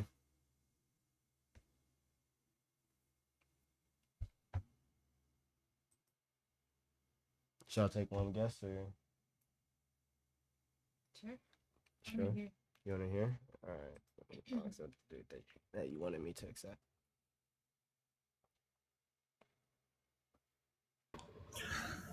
At last. What's up? Hello? Why aren't you Christian? Huh? Why aren't you Christian? Because what do you mean? Why am I not Christian? Because I'm not religious. I will never follow religion. Hello? Hey, I just have one quick question because I'm a Christian as well. I just have a quick question though, that kind of like I want to see if you can answer. Okay. Are you a Trinitarian? Do you believe that in Trinity? Yes. Yes, sir. So, could God, Jesus, the Father, ever be separated from his Father? Is No. there any chance? So, when he was on the cross and he said, "Allah, Ilahi, my God, why have you forsaken me?" Do you believe that that was him quoting the Psalms, or do you believe he actually was separated from the Father? Because I hear two different answers to that. Yeah, no, he's quoting the psalm, but there's no way in which like God could be separated from God. The Father, like, and the Son they always mutually indwell one another. So like you can't separate the persons at all. They exist outside of time, space, and matter. Like there's no space for them to be separate. So, how do you feel about like a lot of them pastors or even popular like content creators where they say like he was separated and punished for his sin? Like Billy Graham says that. Yeah, that's an awful view, and it's not historical to Christianity at all. Well, I appreciate you, brother. Thank you for answering that. Yeah, no problem. God bless, man. God bless you too. One thing I heard about that was that back in that time, if you know that psalm, just saying that line, Yeah. everybody's gonna know exactly what he's talking about. Yeah, exactly. And that's actually about like glorifying God. Yeah. Right. Yeah. Yeah, you tapped in. All right, pick the next guest real quick. What? No, wait, just pick the next one. What's this one? Eunice in the belly. Yeah. I think I've talked to him before. I don't think he's there. Hey, how you doing, man? I'm good, bro. How you doing? All right, another day, another dollar. Heard you. Yeah, man. So I can't be a Christian because I just don't see myself, worshiping a man. It's like it just don't make no sense. Even if I have a dream to see Jesus and he tells me that, hey, I'm your Lord, your God, you should worship me, I still wake up and still be a Muslim. It's like Amen. because God is not a man. Okay. Well, God bless you, man. Thank you, sir. So with that, there's no reason in talking to him because he literally just said if it was proven to him that it was true, if Jesus himself came down and said, "Hey, I'm your Lord, follow me," he said he would still reject that truth and choose what's wrong. Wait, Allah's not a man? That's a good question. Like, I'm saying, like, do Muslims not think? They don't think that Allah's a man, but Allah has characteristics like having a hand, having a shin, having a face, and a lot of Muslims believe that that's literal. Like he literally has a hand, but it's not a hand that we could conceive of. It's not a hand like our hand, and it's not a hand like any hand that we would think of. But it's a hand. We just don't know what that means. Okay. Yeah. So that's kind of like what they got going on over there. Hey man, can you hear me? Yeah. Yeah. So yeah, I mean, I'm an atheist. You run the, huh? I sound like an atheist. Yeah, I was just telling the person next to me. I was like, "You sound like an atheist." Yeah, I got the atheist voice, you know. Yeah. You run the contingency argument, right? No, I don't. Oh, I thought you. Maybe I thought. I was you did. I was talking about it, and I was saying that like you have people who would reject PSR. So those are things that like one of the reasons as to why I don't necessarily run contingency, but I would like to if you're dealing with somebody that doesn't get too much into the philosophical language. Oh, okay, got it. Yeah, I mean, just to I don't know, just to give you one. I think ever heard of Graham Oppy's account, like the natural world existing at a necessary initial state? Mm-hmm. Like, do you see any problems with that? I mean, from yeah, I mean, I would see a problem with that. Yeah. Awesome. What's the I'm just curious, like what would you say? I mean, if you're saying that a thing can't, like the thing that the natural world that we see, it changes and it moves towards an end.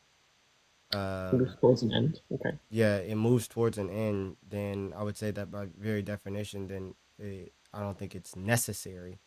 Okay. So I guess like if something moves towards an end, then it can't be necessary. I think all he's saying there is that there exists the natural world at a necessary initial state, and that's the only thing that is going to be necessary about the natural world, maybe with some properties. So like I don't think. I mean, I don't think that that's necessarily problematic. Because you're just saying that like things like what is it, like the anthropic principle would be like the necessary state into which the world exists. What do you mean by that? Sorry. I think it's called, I could be wrong, but I think it's called the anthropic principle, which is just like the physical constants, like the speed of light, the force of gravity, or whatever. Like that's the necessary state of the existence of the world. Is that what you're saying? I don't think that has to be the case. I think you can just say something like, there is a necessary state of the natural world, but those things aren't necessary. Like those specific constants don't have to be. You could say something like, so what's the necessary state of the world?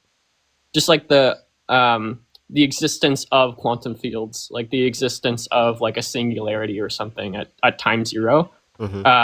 Maybe like some predicates that are themselves contingent, such that the constants will sort of fill to their max. Like if I had like a pothole in the ground, the water would kind of fill up to take the space of the pothole, right? Yeah, you could say something like, well, like there's some kind of like metaphysical sort of bound of the universe at t0, which is contingent, such that but it's a necessary fact that the constants will fill to those extents. So I think you can have like a necessary entity with contingent properties. Yeah, and I think what the theist is going to do is just going to ask, well, what's the thing that makes those things necessary, or what's the thing that makes those things feel those properties? That's not necessarily an argument that I want to get into, because it's just going to be your view versus my view, at least from what I could see. That's fine. We can move on. It's okay. Yeah, I mean, the argument that I do like to run is the argument for motion. Okay. And I think that's, we just get into less arguments, I guess, in regards to contingency and stuff like that. That's fine. Okay, so the idea is like there must be like a first mover, because like something can't actualize itself or something, right? Precisely. Yeah. So I mean, I guess I wonder why you couldn't just have like an entity or something that is pure act, and then there's just a state of the world where there is like sort of pure act. And this isn't the only way you could probably get out of this. You can say something. You can give a B theory of time account. There's like a sort of argument. B theory of time doesn't change anything about the argument. You can hold to B theory. Oh, okay. The argument will still hold. We can go there first, because I think that's more interesting to talk about. Okay. Well, in regards to B theory, you're saying that everything is happening simultaneously. That's fine. Or everything, the past, present, and future are really happening, right? Kind of. There's different sort of equally real. Yeah, well, there's different sort of metaphysical accounts of B theory. There's this sort of one where I think that I find interesting, which is the state of reality is basically a massive fourth dimensional object, and which is atemporal, but it is spatial, and the flow of time itself is going to be like some kind of illusion, right? So like the argument works differently. Yeah, but the argument for motion doesn't have anything to do with time, right? So we're just saying that some things go from one state to another, right? So regardless of time, or this is how it was at t0 or whatever, We're just saying that like a pot of water actually goes from it could be hot to actually being hot. That's all that's being said. Yeah, but the like in this account, nothing would actually change states ultimately. If like So then time, you just deny that change exists, right? yeah, and So then yes, basically what's the distinction between the past, the present, and the future that are all equally real?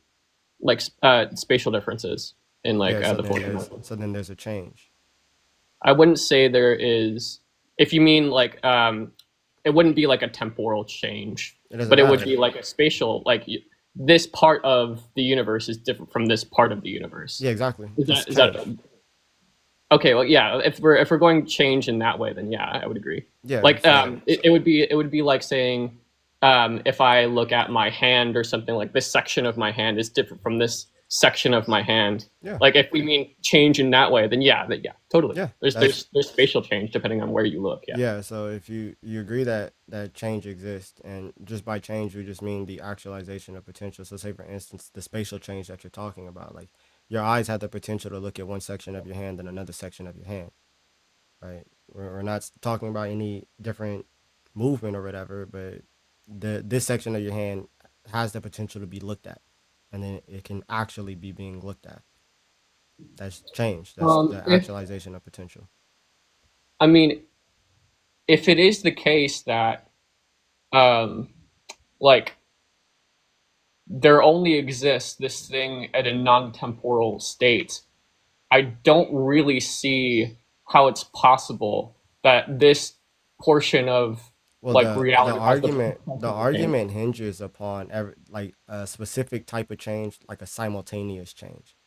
So we're not talking Hmm. about events that go in the back, but we're talking about things that are happening right now. So even if you hold to B theory of time, we're talking about a simultaneous change, the actualization of potential here and now. That's all happening right now. Yeah, I just like I don't really know how to make sense of that. Okay, so With for example, right? My microphone, right? My microphone yeah, is being held up 4 feet above the ground. What's actualizing it right now? like your hand. Okay, and my hand is holding the microphone, and that's being actualized by my arm. That's being actualized by the chair that I'm sitting in. That's being actualized by the ground. All this actualization of potential that's happening in the here and now, right? There's an actualization of potential that's Yeah, actually okay, if being that's what you actualized. mean. Yeah, That's an interesting way. This is what like Thomas Aquinas' sort of second first way. argument from. Oh, it's his first way. Sorry, I Yeah, always get them mixed up. no, it's cool. Um, yeah, the so I guess like how would God sort of fit into this? Yeah, so that chain of actualizers can't go on infinitely, but it has to terminate in the first. This first would be a being that's purely actual, and then we will logically deduce the attributes of this purely actual actualizer. But a Okay, being so that's wait, purely actual is what we mean by God in the first place. okay, so the idea is that there needs to be something, I guess, that is holding up the universe in this kind of way, and the No, reason why. you're just saying that anything that changes is not the thing that's purely actual, because purely actual or pure actuality by definition is the lack of passive potency or the lack of Okay, so ability then to be changed. I guess like to why, for instance, like does the do we have to say that the universe changes if they're Well, the like at universe, all? yeah, the universe undergoes change. Planets move, right? Stars die. Quantum particles come into existence and out of existence for seemingly no reason at all, right? All of these things that go in regards to the universe, they change. So all of those things are temporal change, I guess. But you're saying also like change if we like let's say we had like a non-temporal object that doesn't go through time at all. Yeah, by hmm the way, I take time to be a measurement of change. So if you're saying that like if we have a non-temporal object and like this section of this like object is different from this section of this object, then that's change. No, so I'm not saying that this section is well. It just depends as to how you be hashing that out, but um I just don't understand that as change. That's all I'm trying to say. Yeah, no, I'm saying that the thing that's changed is just the actualization of potential. So like, there's different types of change. You have like substantive change, you have like temporal change, qualitative change, quantitative change. Like there's different types of change that can be talked about. Like things, obviously things could change in quality, things could change in quantity, things could change in location, things can change in substance, Yeah, right? it's just all of those things require, like, I don't know how to think about any of those things without like thinking about time. Yeah, so in regards to, so imagine like I take this pen and I push my camera, right? Yeah. At the moment that my hand is moving, the pen is moving. Mm-hmm. There's no like time where my hand is moving and the pen is not moving, like at a different time or something. No, it's all happening at the same time. Now Yeah, but like the pen is changing states, but it's all happening at the same time in which my hand is being actualized to change states, and the camera is moving at the same time that everything else is being actualized. So it's not about going back in time, right? So It's about I here and understand now. what you're. I understand when you say something like, for every moment of time that the pen is changing, my hand is going to be actualizing that pen. But if it is the case that my hand is causing the pen to change states, even if they are happening at the same time or it's instantaneous, for the pen to change states, we still have to talk about it in terms of time, even if my hand is causing that to happen at an instantaneous moment. No, so here I'll give you a better example then, right? The the lamp that's sitting above me, right, Mm-hmm. is being like that lamp has the potential to sit 6 feet above the air, right? And that's being actualized by the chain. And that's being actualized by the chain higher to it. It directly depends on the chain higher to it to actualize that potential right now. Mm-hmm. So now we're not talking about time. When you sit here and you ask the question, why is the lamp sitting so high in the air? You're saying right now that lamp is sitting high in the air because of the chain. What's holding that chain up is another chain. What's holding that chain up? The ceiling. What's holding the ceiling up? The walls, right? All those things depend right now for the actualization of their potential. That's all that's being said. So we're not talking about like time or any, we're just talking about the way that change exists right now, the actualization of potential exists right now. This can't go on forever. It terminates Yeah. at first. Yeah, so I guess And like by first, I think this is because last guest got hooked up on this. By first, we mean like in order of dependence, not in order of time. So I maybe I'm trying to get across something. And because like everything you're saying, like I understand, I get it, right? Like it's not going to, the fact, like if I put a pen in my hand, right? It is the case that the pen is going to be in my hand, and we don't have to think about it in terms of change, right? My hand is going to be actualizing the pen, right? Do you just want to hear the premises and then figure out which one you disagree with? That's fine too. Yeah, that's cool. Okay, cool. You want to do it that way? Because I've been live for 3 hours now, so. We can end it like anytime, by the way. Nah, if it ends with you actually believing in God, then it's worth it. So we'll see. Sounds good. Yeah, so change exists, and by change we mean some things go from potential to actual, but potential cannot actualize itself. Only something already actual can bring about actuality. Therefore, whatever changes is actualized by something else. This leads to a chain of actualizers, each depending on something else to cause its change in the here and now. An infinite chain of such actualizers is impossible because without a first actualizer, nothing could be actualized. But change does occur, so the chain must terminate in a first actualizer. This first actualizer must have no potential, or its pure actuality, not itself caused or changed by anything else. A being of pure actuality is what we mean by God, therefore God exists. Yeah, so like and when you say like potential, like obviously if something is going to be necessary, right, it's not going to have like any potential, right, because it can't be different in any possible worlds, right? If something is necessary, yeah, that's what it means for something to be necessary. Yeah, okay. Well, this sounds similar to the contingency argument, even though it's not the same. But like, okay, so the idea is that for God, since he's like a necessary being, Wait, do he is you disagree with any premise? do I disagree with any premise? Do you want me to put it on the screen so you can see? Yeah, it was. I mean, Yeah, yeah, because sure. I read through it kind of fast. It's okay. I'll write it down too, so we can maybe this will make it easier.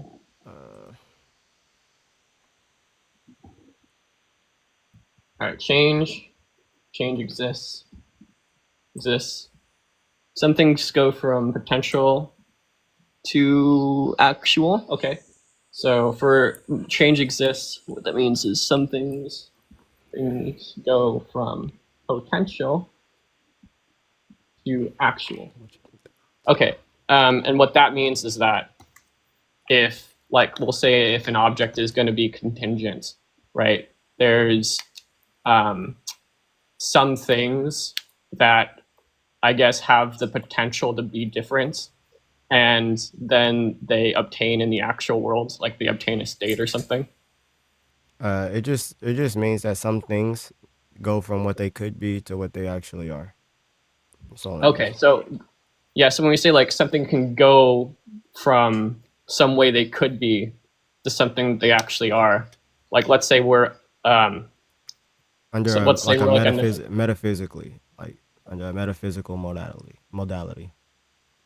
Okay, and let's say like hypothetically, like this, I don't know, fourth dimensional structure or something is going to be like necessary such that it never enters into like a state of potentiality at all. It's like non-space, it's non-temporal. At no point is it ever anything in this like potential at all. Yeah, so when we say that a thing like doesn't have potential, it just means that it doesn't have any passive potency. If you're saying that this thing is outside of time, therefore is necessary, I don't know if that's what you're saying. Is that what you're trying to get at? What are you trying to say? It's not necessary because it's outside of time. All I'm trying to say is that it is necessary and also it's non-temporal. So it is outside of time. I mean, yeah, that would be one of the things of a thing that's purely actual. Oh, well, then if that's the case, then like, then it's, well, then having a fourth dimensional structure, then like a universe like that would be purely actual then. Because that's the view I'm sort of. No, so if you're saying that time, right, is the measurement of change, that was the definition that you gave. A being that's purely actual obviously wouldn't exist in time. That's all I'm saying. I know, but here maybe I put it in a strange way. So, the idea is that this sort of fourth dimensional structure would ultimately be atemporal, and that is just the natural world. We can say that this thing is necessary. No, because you said that like if something is outside of time and is necessary, that meets the necessary and sufficient conditions for something being purely actual. No, and if that's the case, something being purely actual just means that it doesn't have any passive potency. That's it. Yeah, so like I guess if I said the natural world does not have any passive potency because ultimately like time is an illusion, it doesn't actually happen, change doesn't actually occur. It's just this fourth dimensional structure. Then what would you say? If I hung you upside down for hours on end, would you ask for your condition or what's happening to you to change? Sorry, if you hung me upside down, would I ask you what needs to be the case? No, for the situation to be changed? Would you ask me, can you untie me and put me right side up? Would you I would ask you, but that's an epistemological question. Yeah, because like no, that would just mean that that's the point. So change exists. Well, no. So, no, I think you can have an account where it doesn't require that. One would just be that like, even if it is the case that change doesn't ultimately exist, so do you not agree that change exists? Well, I'm just like kind of agnostic about it. Okay, so are you presenting an argument? I'm just giving you like another possible. Yeah. Like but the argument or the possibility Are you trying to persuade me to like understand your point of view and maybe even get me on your side? Well, no, I'm just because it sounds like what you're saying is that like, well, God necessarily exists or something, and you have like No, a proof bro, of that. you're just skipping. You're skipping way too many steps. Right now, you're putting forth. It seems like you have something against premise one with change existing.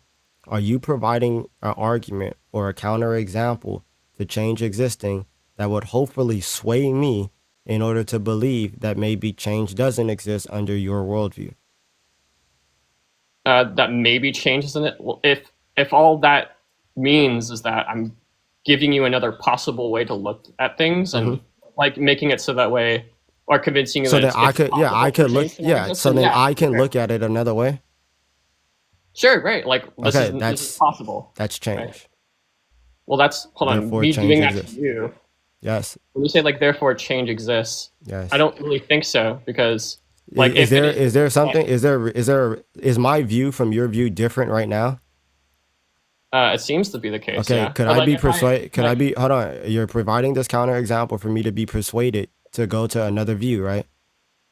Yeah, it's logically So possible. then I have the potential to believe in something different if we presented a good argument. It's logically possible. Yeah. Okay, so then change for you to Well, even then- present an argument against change, it would mean that change needs to exist because it means that my mind needs to change states and opinions in order to agree with you. Change Yeah. exists. So like, can I explain why I think I don't think that's necessarily right. Okay, go ahead. Yeah. So like when you say something like, well, it is the case that I'm going to be changing your mind or something like that. If we sort of think about, hello, is everything okay? Yeah. Okay, yeah.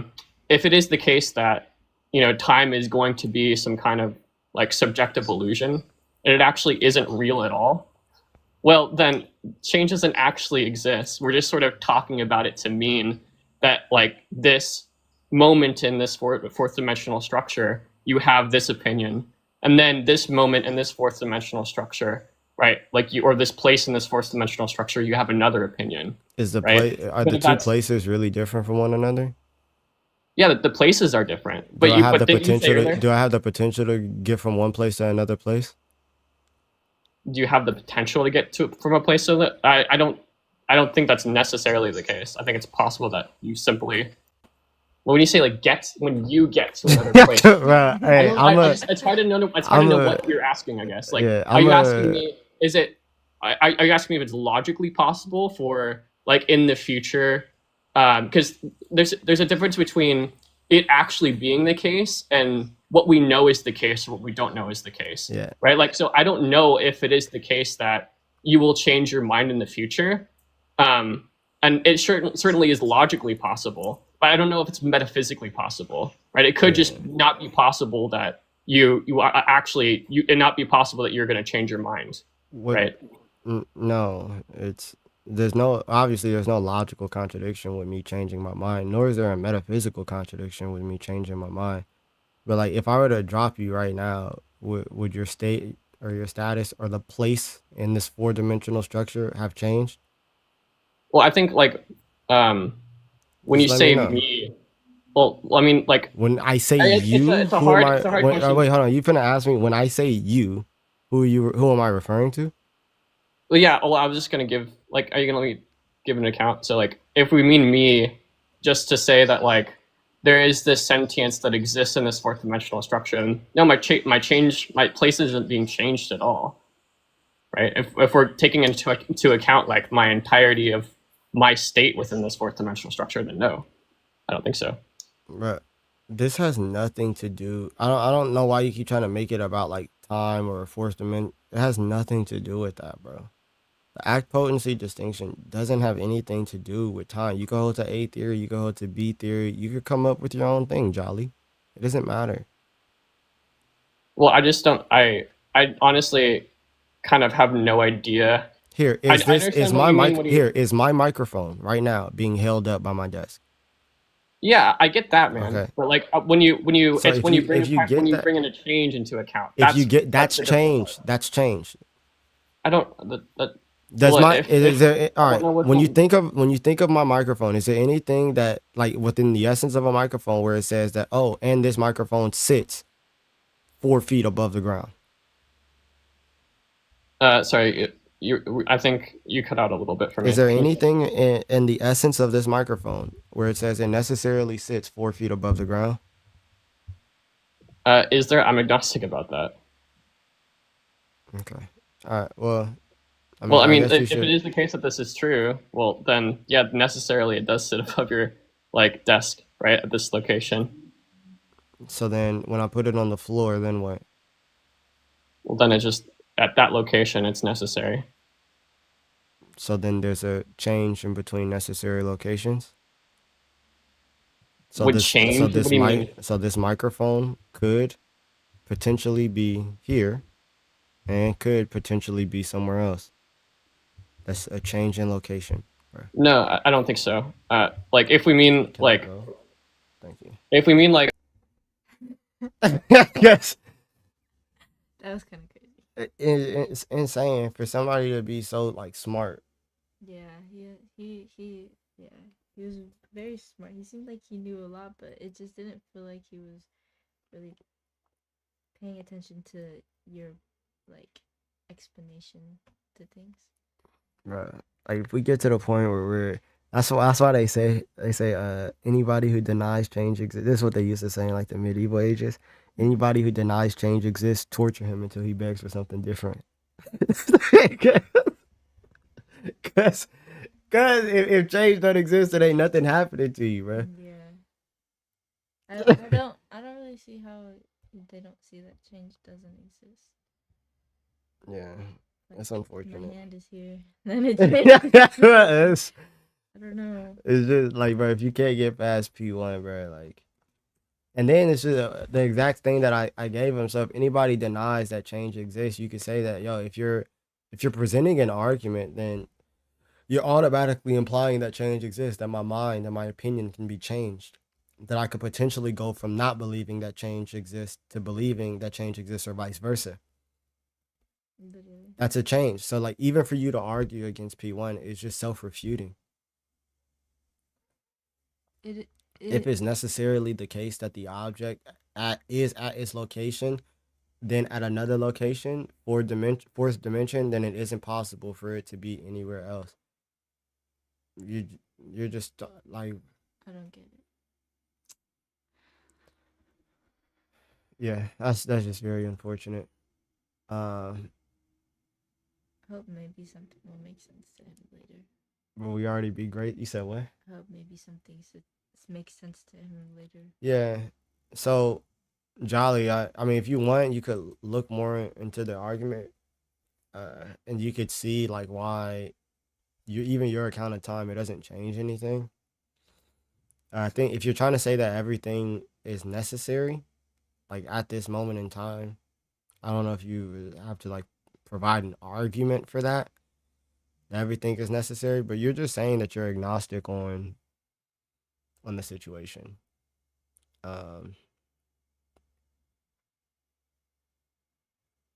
Uses motion over tag. I don't get tag, bro. I don't think tag is a good argument. I'm gonna be honest. I don't understand it. I haven't heard tag in a way in which I feel like it's a good argument. I think it's time to get off. You think so? Yeah. All right. Because that one argument made my brain mush. Imagine how many of those you had today. Bro. You'll explain it later. It just sounds like presuppositional. I don't like that. But yeah, if you'll explain it later, then cool. And I hope it's not a joke. I hope you're not joking when you explain it. There's certain forms of tag that I understand. Like the one that Jordan was running yesterday. Like that works obviously only with like a Platonist or something. But like just P1 being that God is a necessary precondition for knowledge, and then you just ask me a bunch of questions. That's not an argument. It's not a good argument.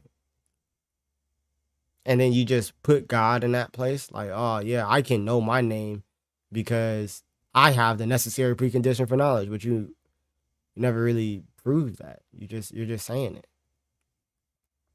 I don't like that argument. That's the argument that I hear all the time. It's like that sounds like a dumb argument. Oh, how do you know? How do you know? How do you know? How do you know? Bro, what? You would have to, before you believe in God, you would have to sit here and use your reasoning capabilities in order to reason that God exists. Or I guess maybe they're saying that you just presuppose that God exists and then you come to that conclusion. Tag put simply, God necessary for knowledge, knowledge therefore God. Then the disjunctive, true dichotomy, God world versus not God world, then examine worldview absurdity of the contrary. Sounds like a bunch of words. Nah, so he's saying that, all right, God is necessary for knowledge, right? Okay. If there's no God, then you can't know anything. That's the first proposition, Okay. right? We have knowledge, Uh-huh. therefore God must exist. Okay. But what's the argument for the first premise? You're just presupposing that God exists. Yeah. Like I haven't heard a really, really good argument for the first premise. Because it logically follows if P1 is true. But what's the argument for premise 1? God is necessary for knowledge. Yeah, like where do you get that from? How does that? Yeah, I've heard a argument that said that like knowledge is either, I think it was like theophoric or not theophoric, which means that it is based in God. That's like all that, if that word meant. I can't remember the word that was used, but it just means that knowledge is either based in God or it's not based in God. Knowledge is based in God, But where therefore are you getting these arguments? Like where are you getting these statements from? You know, people on TikTok. no, like Where are they getting them from? yeah. Yeah, they read about them in other. I'm saying like the people who came up with these. Yeah. Like, is it written somewhere that this is what it is true, or like in the Bible? I mean, like. No, not in the Bible. No. Like, cause I'm just trying to understand like where they're getting it from. Elijah, information is fundamental to the essence of creation, so knowledge being transcendental is undeniable. What if you just, if you're an atheist, wouldn't I just deny that this is creation?